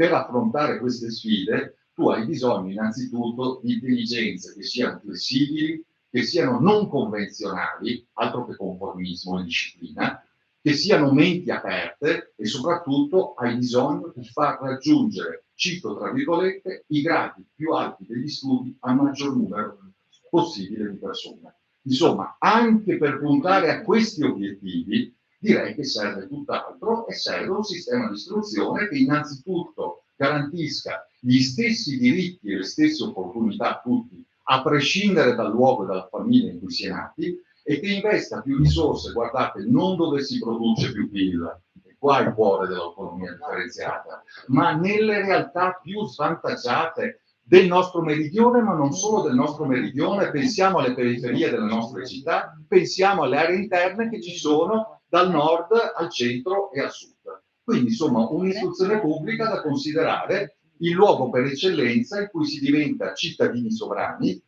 di nuovo torniamo a 2000 anni, e soprattutto il cuore di una società che finalmente torna a mettere al centro non il mercato, ma la cura e lo sviluppo della persona umana. Insomma, un sistema di istruzione che non può certo essere il contesto in cui si viene educati all'individualismo e alla competizione tra le persone, con le conseguenze allarmanti anche sul piano psicologico. Io qui vado ancora più giù di gruppo del professor Baldacci. Sono sempre più evidenti e sempre più spesso sono giustamente gli stessi studenti a denunciare questa situazione, perché rifiutano alla radice proprio questo modello distorto di scuola e di società come arena da combattimento. Perché, insomma, è questo, diciamo, quello che si nasconde dietro la tirannia del merito, come l'ha definita il filosofo americano Michael Sandel nel suo saggio anche recente del 2021, perché Young era del 58, l'aveva scritto come una distopia e lo hanno preso sul serio, porca miseria.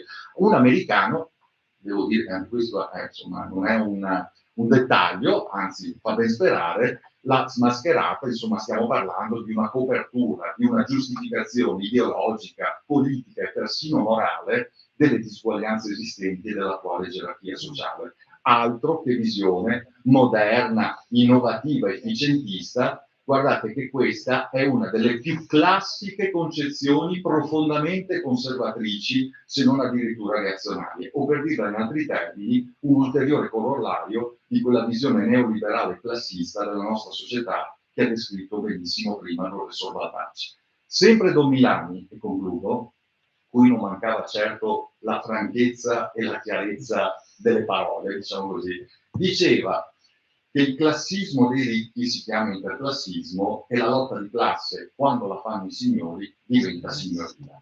Guardate, noi siamo sempre lì. Adesso sarò trinare giù quello che volete, ma siamo sempre lì. Anzi, 40 anni di egemonia e di pensiero unico neoliberista hanno fatto perdere anche, direi, gli ultimi freni inibitori.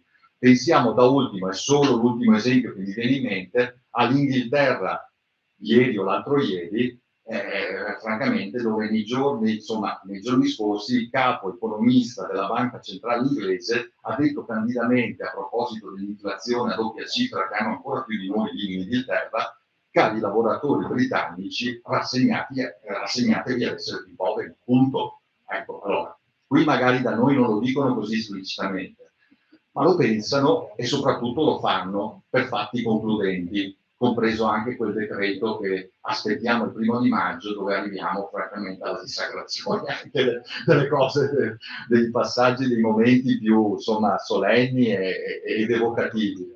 Un decreto che taglia l'unico strumento di contrasto alla povertà di carattere universale per racimolare 3 miliardi e darle a chi sappiamo, che ti dà pochi euro in microtaglio di cuneo fiscale, mentre abbiamo un casino, un problema grande come una casa di dal punto di vista della questione salariale, e lo Stato, primo e più importante datore di lavoro di questo paese, non mette una lira per il rinnovo dei contratti quando abbiamo questa inflazione qui. Cioè, un decreto che poi alla fine, di fronte ai primi timidi segnali di ripartenza del mercato del lavoro, arrivati in ritardo come coda finale del mega rimbalzo che ha fatto fatturare all'inverosimile qualsiasi settore economico, iniziano ad intravedersi, pure con un aumento del tempo indeterminato, la politica che fa lo rafforza, lo asseconda, lo rilancia, lo vuole rendere strutturale? No, lo uccide sul nascere e rilanciamo di nuovo, perché ne abbiamo proprio bisogno, un bel solito giro di giostra di tempi determinati a cui sono condannati soprattutto i nostri giovani. E allora, insomma, noi non abbiamo alcuna volontà di rassegnarci a tutto questo. Come CGIL dobbiamo e vogliamo fare fino in fondo, ovviamente, la nostra parte, vogliamo farla, faremo da queste manifestazioni, ma andremo avanti dopo il 20 di maggio per evidenti motivi, necessità, mettiamole così, politiche, sociali, storiche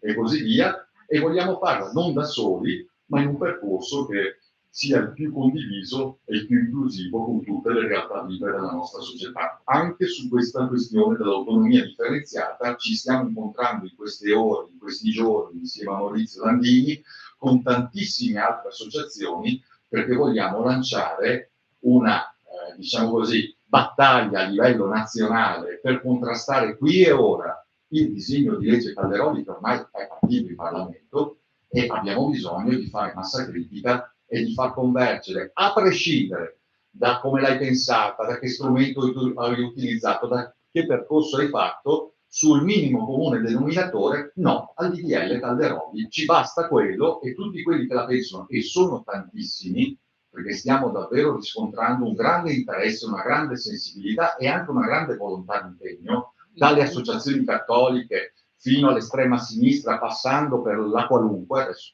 scusatemi l'espressione, di pomeriggio ormai che ho finito, e penso che questa cosa meriti davvero di essere fatta. Soprattutto noi vogliamo tenere insieme tutti i fronti che sono aperti, quindi la lotta per un lavoro libero, stabile e dignitoso, il contrasto al tentativo di stravolgere la nostra Carta Costituzionale dall'autonomia al possibile presidenzialismo che ci hanno già evocato e sbandierato davanti, la battaglia soprattutto per l'universalità dei diritti a partire proprio dalla sanità e dall'istruzione, e, permettetemi, il movimento per la pace.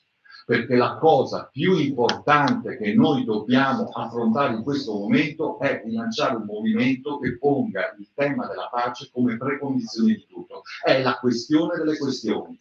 Parla anche alla questione sociale, per le ricadute che abbiamo da questa situazione qui, e parla soprattutto del futuro e della sopravvivenza di un mondo che noi vogliamo salvare dall'emergenza climatica, ma anche da un possibile olocausto nucleare. Quindi per tutto questo direi che di lavoro ne abbiamo, vogliamo farlo, ciascuno di noi e ciascuna di noi deve essere in campo a partire dalle prossime occasioni, e quindi io mi fermo qui, perché direi che insomma è stato un pomeriggio molto ricco e molto impegnativo, e oltre a salutarvi auguro a tutte e tutti noi soprattutto una buona lotta. Grazie. Bravo Cristiano.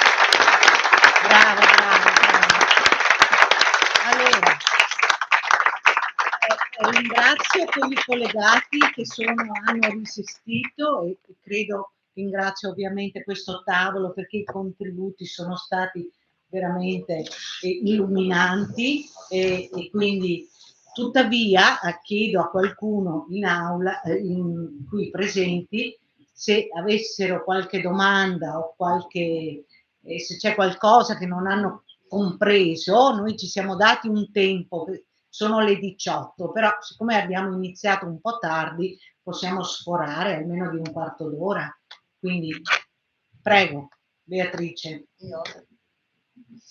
Allora, poi magari Tiziano o Cristian potranno risponderti, ecco.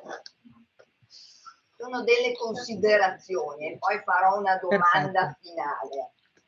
Intanto è superfluo dire di quanto apprezzo veramente, insomma, le relazioni e di quanto condivido i valori, i principi queste cose mi rimotivano, nonostante l'età, la fatica, mi rimotivano ad essere ancora più forte.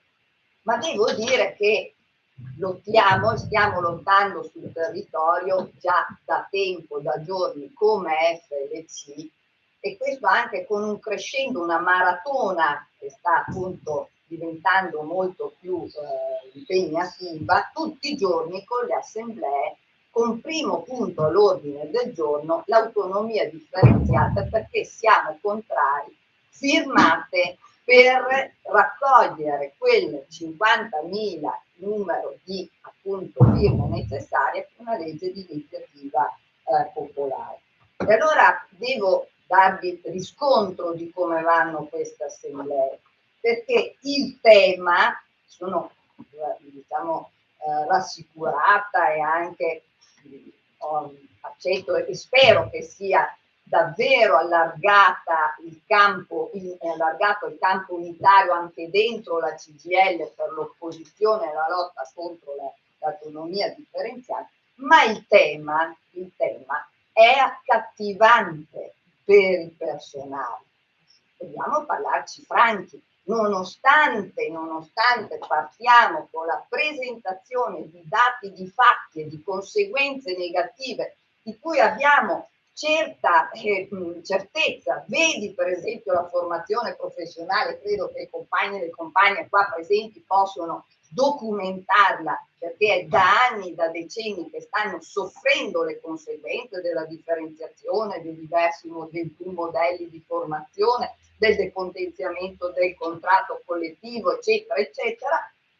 Ebbene, nonostante tutto ciò, dicevo, tra il personale c'è molta attenzione e parere favorevole. Dobbiamo avere consapevolezza. Perché?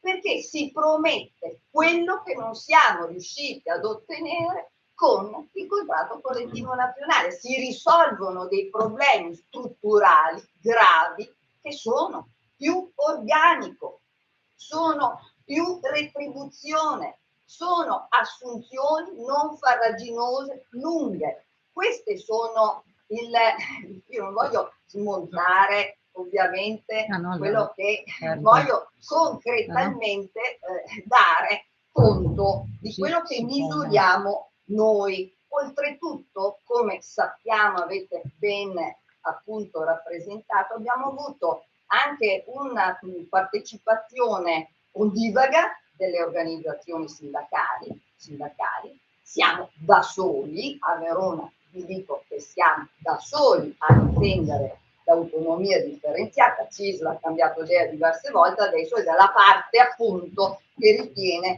che sia positiva. Io come voi vedo un pericolo grande, importante, che è quello appunto di attraverso programmi regionali, attraverso assunzioni mirate con le chiamate dirette, eccetera. Io vedo che con la regionalizzazione corriamo il rischio poi di un controllo anche politico, di una egemonia appunto culturale che anche Gramsci appunto ha ben analizzato. E quindi sono d'accordo che dobbiamo fare una controffensiva, una controinformazione, e devo dare atto CGIL Veneto, FLC Veneto da subito, dal 2017 in campo. Non è lo stesso per CGIL nazionale. Allora chiedo, Cristian, ci sono stati, forse insomma qualcosa, il professor Ricciardi ha fatto cenno, ci sono state delle regioni appunto che non hanno avuto il coraggio da subito, solo insomma in una posizione netta, chiara sull'autonomia differenziata, ma io chiedo perché la CGIL, questo è stato chiesto anche dal professor Villone attraverso un articolo sul manifesto della settimana scorsa, perché la CGIL non è più incisiva sul cercare di bloccare questa legge? È brutto fare questa domanda a dei protagonisti, questi seduti di fronte a me, che ribadisco, Veneto, CGIL, FLC, Veneto, eccetera, che hanno dato da subito molto, ma io lo faccio a voi perché sia trasmessa agli altri, all'unità, insomma, allargata anche alle categorie. Perché tra l'altro lo stesso possiamo chiedere di trasmettere a tutte le categorie. Certo. Abbiamo tempi strettissimi, per esempio, per la raccolta delle firme, e non ci arriveremo, vero? Siamo concreti. Guarda, ti rispondo velocemente perché mi scuso, ma poi inizio una segreteria nazionale in vista dell'incontro di domenica che Maurizio ha convocato alle 18. Allora, io dico questo, fermo restando la nostra storia, insomma, qui tra di noi non ci dobbiamo convincere. Secondo me va colto un'evoluzione molto positiva anche all'interno della nostra organizzazione. Noi non siamo più nel 2017. Il congresso di Rimini ha posto il tema autonomia differenziata al centro della discussione e come priorità anche nella linea politico-programmatica che è uscita da quel congresso. L'ordine del giorno che vi invito ad andare a rivedere, che è chiarissimo, definitivo, insomma, è stato l'unico ordine del giorno proposto dalla segreteria nazionale ed è stato l'unico ordine del giorno votato all'unanimità da tutti a prescindere. Mi fermo qui, nel senso che l'abbiamo chiusa politicamente al nostro interno. Dopodiché io continuo a pensare che rispetto al 2017, quando da soli, qui in Veneto, contro l'intero arco costituzionale, che diceva di sì, perché il problema è politico, 30 anni di subalternità politico-culturale nei confronti dell'avversario, che poi non produce nemmeno effetti sul piano del consenso, perché se mi permettete, l'originale è sempre meglio della fotocopia, l'abbiamo visto col titolo quinto, che non ha impedito la vittoria di Berlusconi qualche mese dopo, nel 2001, e l'abbiamo visto noi qui con referendum, tutti schierati sì, ancora più autonomia, e dopo Zaia prende il 75%. Quindi non funziona neanche questa cosa. Oggi come siamo? Siamo con il PD, che soprattutto dopo l'elezione di Elish Lane ha preso una posizione chiara e netta, in discontinuità. E apprezziamo anche che Bonaccini stesso ha detto che non va bene questa cosa qui di Calderoli. Siamo di fronte alla rottura dell'asse tra Veneto e Emilia, che è stato l'asse trasversale non solo geografico, anche da un punto di vista politico, che è stato il motore di questa vicenda, che non è che ce la porta adesso la destra, avevamo fatto un preaccordo con Gentiloni, cioè quindi siamo di fronte a una serie di organizzazioni, compresa anche la Confindustria, che fa i convegni qui a Venezia, se non sbaglio il mese scorso, per dire attenzione, a noi non è che ci piace molto questa cosa qui, perché oggi abbiamo parlato di scuola, ragazzi, ma parliamo di politiche industriali, parliamo di politiche energetiche. Zaia chiede le politiche energetiche da gestire localmente qui in Veneto in un momento come questo. E allora scusate, io concludo mutuando la battuta del mio segretario generale che dice: se qualcuno chiede queste robe da gestire a livello regionale in questa fase storica, aiutiamolo, chiamiamo il dottore, perché davvero non c'è altro. Quindi scusami la risposta, però andiamo avanti, e al di là delle raccolte di firme, allora su questo io la dico così: oggi, di fronte al quadro politico che abbiamo in Parlamento, di fronte ai rapporti di forze evidenti al di là della scivolata di ieri, ma insomma sono questi, forse più che contribuire a un dibattito a come si cambia, quando si cambia, in che modo la Costituzione, noi ci dobbiamo attestare in un punto molto chiaro e molto semplice: la nostra Costituzione non si tocca, questo Parlamento non la deve proprio toccare e si deve attuare, ok? E non con un'interpretazione eversiva dell'articolo 116, 116,3 della Costituzione, che pretende addirittura condizioni e forme particolari di autonomia su alcune materie, di appropriare a queste regioni, e sarebbe da fare una riflessione dopo 50 anni di regionalismo e tirare una riga, e per me non sarebbe una grande vita, mettiamola così, come esito, lo dicevi prima tu professore, insomma attribuire a queste funzioni sovrane su quelle materie lì, ripeto, prima ancora che non condivisibile, non è dato in natura. non è dato in natura in questo momento, se questo vuole rimanere un paese serio e vuole affrontare e vuole anche svolgere un ruolo nel contesto europeo e non solo europeo. Scusatemi, io devo scappare perché mi collego in macchina con la segreteria. Grazie a voi. Ciao Cristian, grazie mille.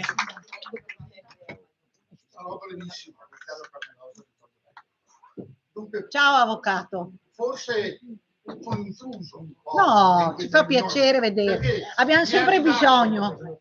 Sì, in realtà l'aggancio ce l'ho, sono un ex insegnante che ha insegnato fino al 19, dopo i 2 anni e 10 mesi di contributi. Ho fatto anche l'avvocato, ma mi ha mandato un amico che pensavo fosse una cosa pubblica e sono venuto volentieri.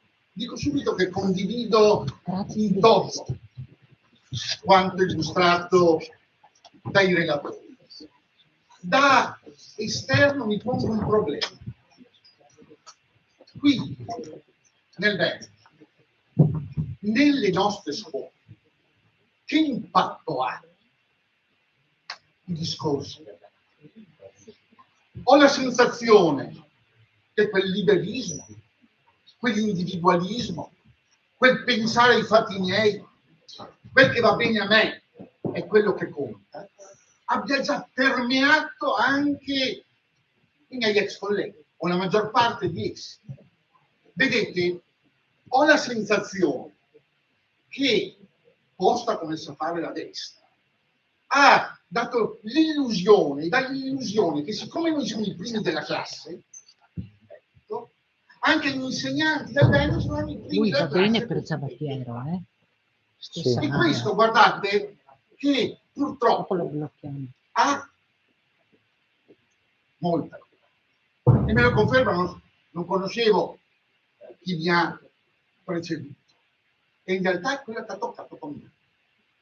E altra cosa, anche i corpi intermedi sono diventati liberisti e individualisti.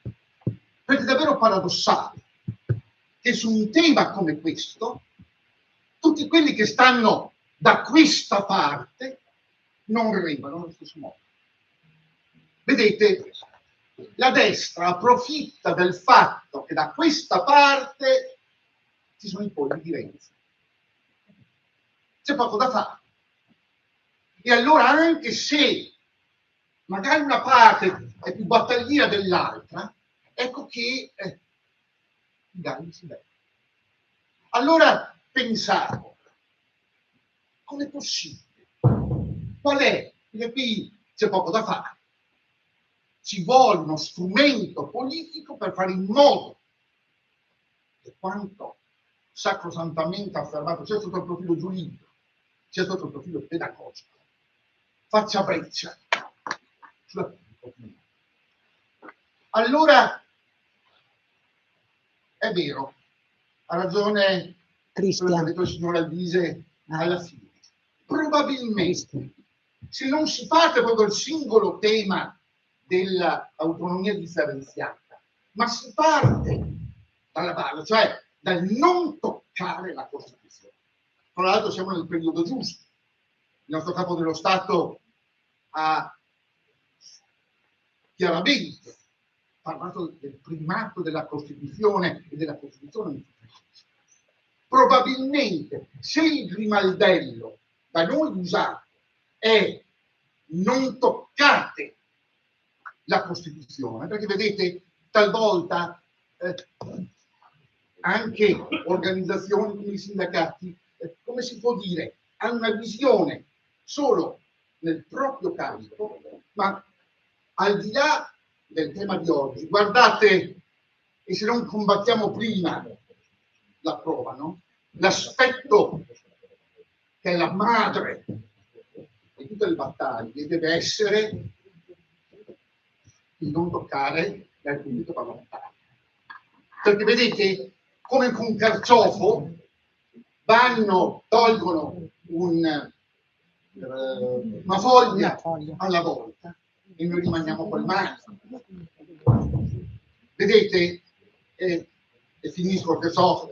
Sei bravo, è una ringa questa. Ma non una ringa, quello che mi viene da dire, lo dico in altri campi, sapete, ma tante volte, come si può dire, chi la vede un po' diversamente lo prendono come il grillo parlante, sapete com'è del Pinocchio di Collodi, ma io sono fatto così e morirò così. Dicevo, perché il discorso del presidenzialismo è ancora peggiore, e se noi lo estendiamo, ecco che blocchiamo anche l'autonomia differenziata, perché vedete, se durano, questi la provano tranquillamente. Ultima cosa che direi, parlo con la CGIL, mi aspetterei che davvero la reazione più focosa venisse dalla parte che ha più da rimetterci con l'autonomia. Mi piacerebbe assistere, Andrei, una volta a vedere cosa succede in un'assemblea di insegnanti a Lecce, a Caserta o a Napoli, perché lì sì, qui potremmo sembrare i carbonari di risorgimentale memoria, ma lì potrebbero essere davvero le truppe di Masaniello che salvano lo stivale. C'è la necessità davvero di un movimento che non siano i quattro gatti che siamo noi. Per questa è la realtà. Finisco, ringrazio e scusatemi. Grazie a te. Dopo fermati che ti devo parlare. Grazie a tutti, grazie prof, grazie Albise, grazie Tiziana, sempre con noi. Grazie a voi. Ciao, grazie Ciao, Tiziana, Bea. ciao. Arrivederci, buongiorno, alla prossima. Sarà 3 volte qua, che è venuto anche a Verona, Costa. Brava, bravo, complimenti. Adesso fammi parlare. Grazie, arrivederci. Il problema secondario cosa fare? Io sono talmente... Grazie a tutti.